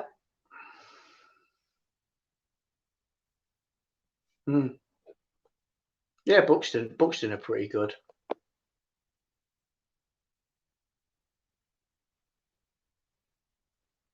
Yeah, and it's the bizarre bloody beers choices as well that they do as well. I mean, I can't remember what last year's one was with Buxton, but it just didn't. It just didn't sit right with me. I think the name of whatever it was, I was like, nah, you're not floating me boat. Sorry, there's better to be had on there. And I suppose it's the same with this year's offering, whatever it is, something stupid. Forest fruit rubbish. Nah.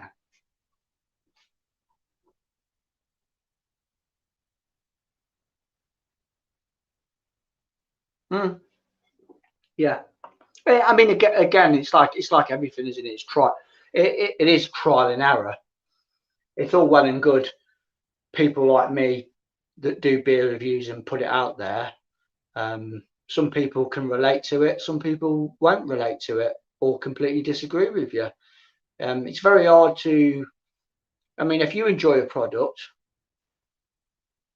I know me. If I'm opening the beer for the first time and I've turned the camera on and I'm reviewing it, it'll put a smile on my face. I'll enjoy it and I'll be jumping about with excitement. The hairs on my arms will stand up at some points because I'm that sort of G'd up with what I'm tasting. But somebody else could try it and think, nah, sorry, that's not doing it for me.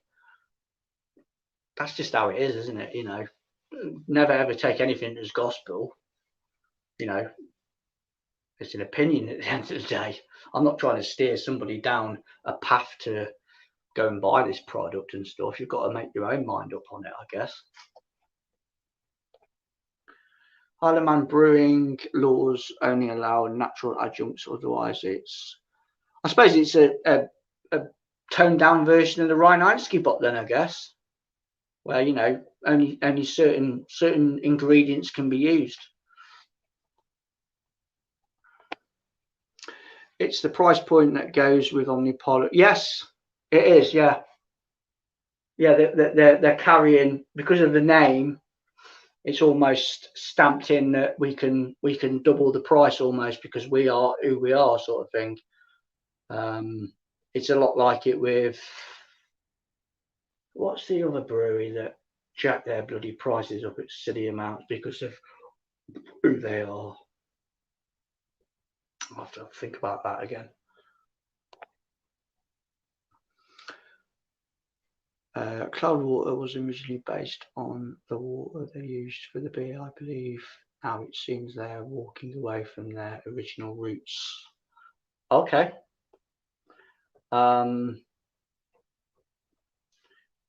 They caused, again, early doors for me with their V series that they did. I think I got up to about V5 or V6. But back then, again, they were sort of like V3, especially. That's a beer that's sort of etched in mind.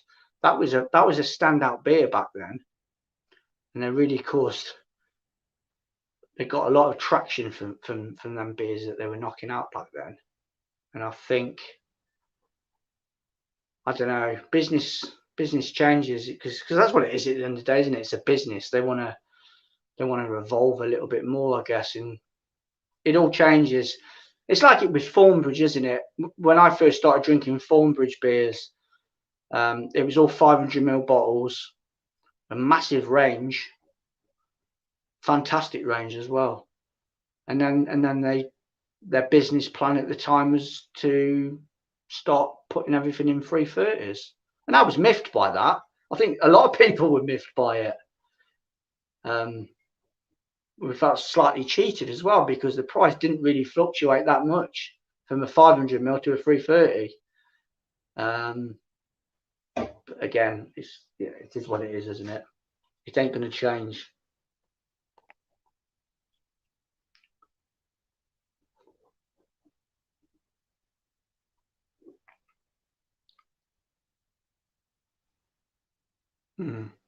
Cold brew coffee. I mean, that's a combo and a half, isn't it, in a stout? That's so works. First lockdown, I found Paul's beer reviews, then Scott and Wonder, and then Elusive Brewing, then Beer Dog, Spice and Easy, Simo, and you, and then the new boy Mark. And that is, there's loads of people doing it now. It's hard to keep on top of it all, really. I wish everybody the best of luck doing it because it does take some minerals to turn the camera on and talk shit for X amount of time. Luckily, I keep it as low as I can. But no, fair play to everybody that's got the balls to do it. Really, I know it's not everybody's cup of tea. People have come, people have gone. I'm into my 6th year next month. I'm enjoying it still. I've got a nice little gathering of people that watch me on a regular basis and are very supportive, and I do appreciate it.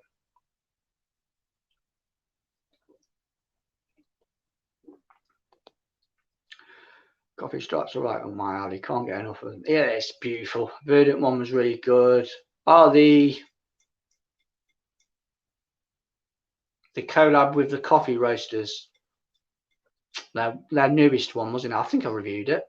If it's their newest one. Hi Dean, do you usually spend New Year's Eve? It's a quiet one with the family for me this year. I don't know what we're doing actually.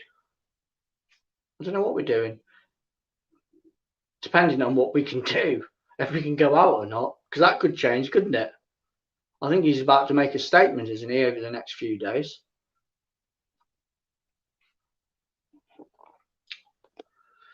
Another brewery who have gone downhill, Dean, is McKellar. I used to be in the beer club like Peter, but I come out of it, of Brexit, and see that what I hear, the quality is plummeted. Yes, I've heard the same sort of tales really with regarding to them as well. And a blast from the past brewery again, memory lane sort of Brewery with their oh, they did a range of imperial stouts with variations of coffee on it. I'm not sure if it was a coffee mug on the front cover or something like that with that logo that they had with that geezer on it. Yeah, it's a slippery slope, I guess. It suddenly becomes quantity and not quality, doesn't it?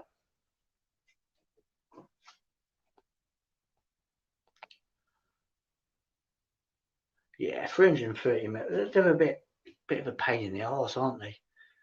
I mean, I'm drinking these lagers at the moment, and they're only 330 ml bottles. But I've got a fridge full.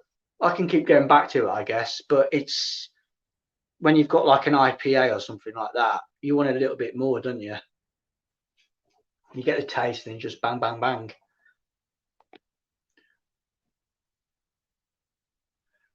Couldn't have never gone wrong for me, Jaeger. No, they haven't for me really. Obviously, the price points accelerated slightly on certain beers. Maybe some of that's out of their control when you're buying from other people, but they've always been pretty consistent. You know what you're getting, I think, with a Verdant, and if it's an IPA, a New England hazy IPA, then I think you're in for a nice drinking experience from them.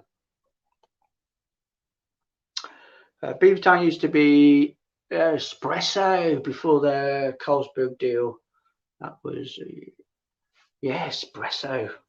That was a really, really punchy, coffee forward stout from them. They did Holy Cowbell as well. Anybody remember that beer that they did? I think that was a milk stout. That was really nice.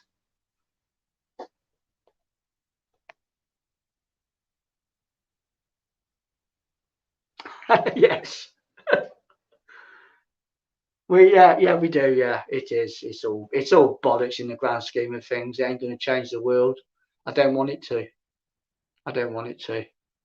It's just one of life's little pleasures, isn't it? At the end of the day, I'm drawn into all this beer nonsense as much as you guys as well. It is. It's a nice little hobby to have. I must admit, it is a nice little hobby to have. So many good beers from this year. Yeah, we've done all right this year, I think, on the beer front, whether it be supermarket or online. I've actually said the last couple of years how you like different types of beer glasses. I have bought half a dozen different glasses, and it is again, it's about the moment, isn't it? You're trying to create a magical moment to a certain degree with any sort of beer, and I think just to have it's just part of the geekiness. It's part of the geekiness. I mean, at the end of the day, you can pour a beer in pretty much anything as long as it ain't got a bloody hole in the bottom. You're all right. But it's just grasping the moment, isn't it? And having the correct, especially that the majority of them up there are Belgian glasses. So if you've got a bottle of Westmalle double, you're not really gonna pour it in there. You can. There's nothing wrong with it, but you're not going to get the same experience from actually pouring it in the actual Westmalle chalice, which is a mighty fine drinking vessel.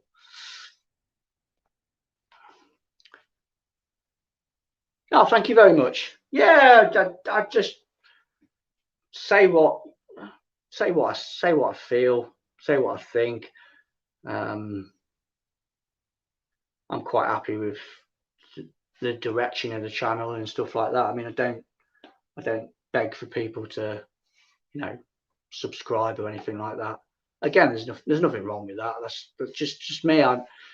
If you stumbled across me and you enjoy what you like, then you know what to do, or you don't. It is what it is. But no, I do appreciate that, Matthew. Thank you very much. Try and keep it as real as you can.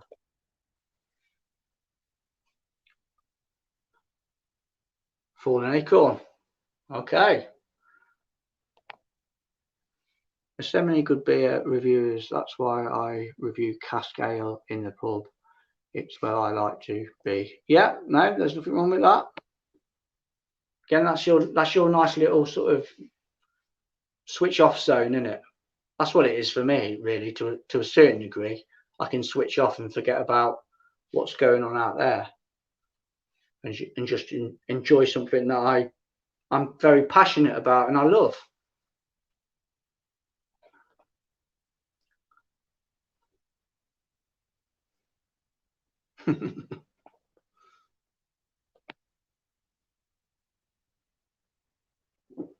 Yeah, yeah, fair play to you, mate. Fair play.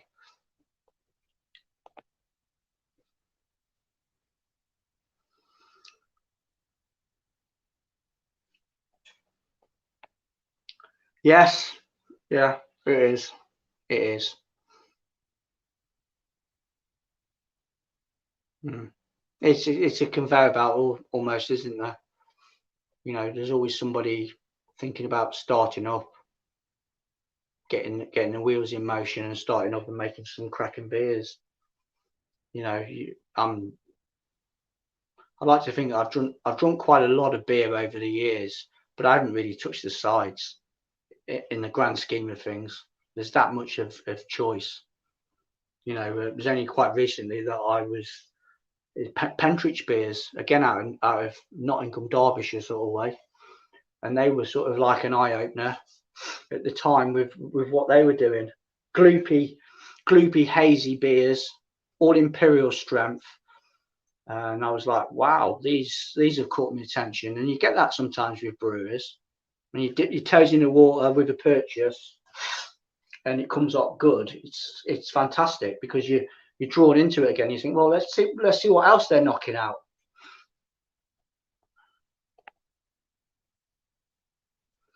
Yeah, yeah. You've got to. If it's there, you've got to.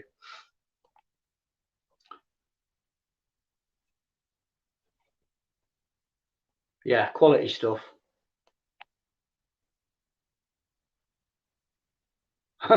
No.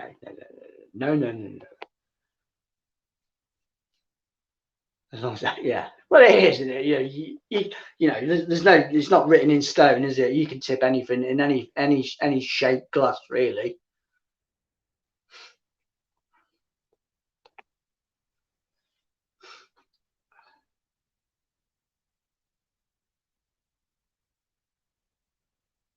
Cool stuff. Cool stuff. Right. Okay. Bloody hell! 2 hours 23. Jesus Christ! I said to the missus, I said, "Yeah, I've got what one, two. I've got 4 boxes to do. A little bit of a chin wag with the guys that stop on. I can't see many people jumping in. 2.5 hours nearly. Wow." But it is game over now. That is it. I'll have to get back in the house, or as Raggy would say, red card. I don't want any of that. Not on Boxing Day.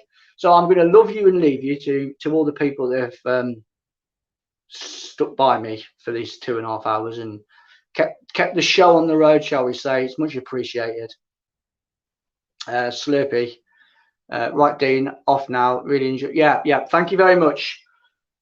Really enjoyed it. I hope everybody enjoys the rest of their festive period, the time that they've got off. Drink plenty of good beer, and I'll see you on my next beer review, which will be tomorrow. And I don't know what it's going to be. You'll see. Take it easy. Thank you very much for watching. Cheers.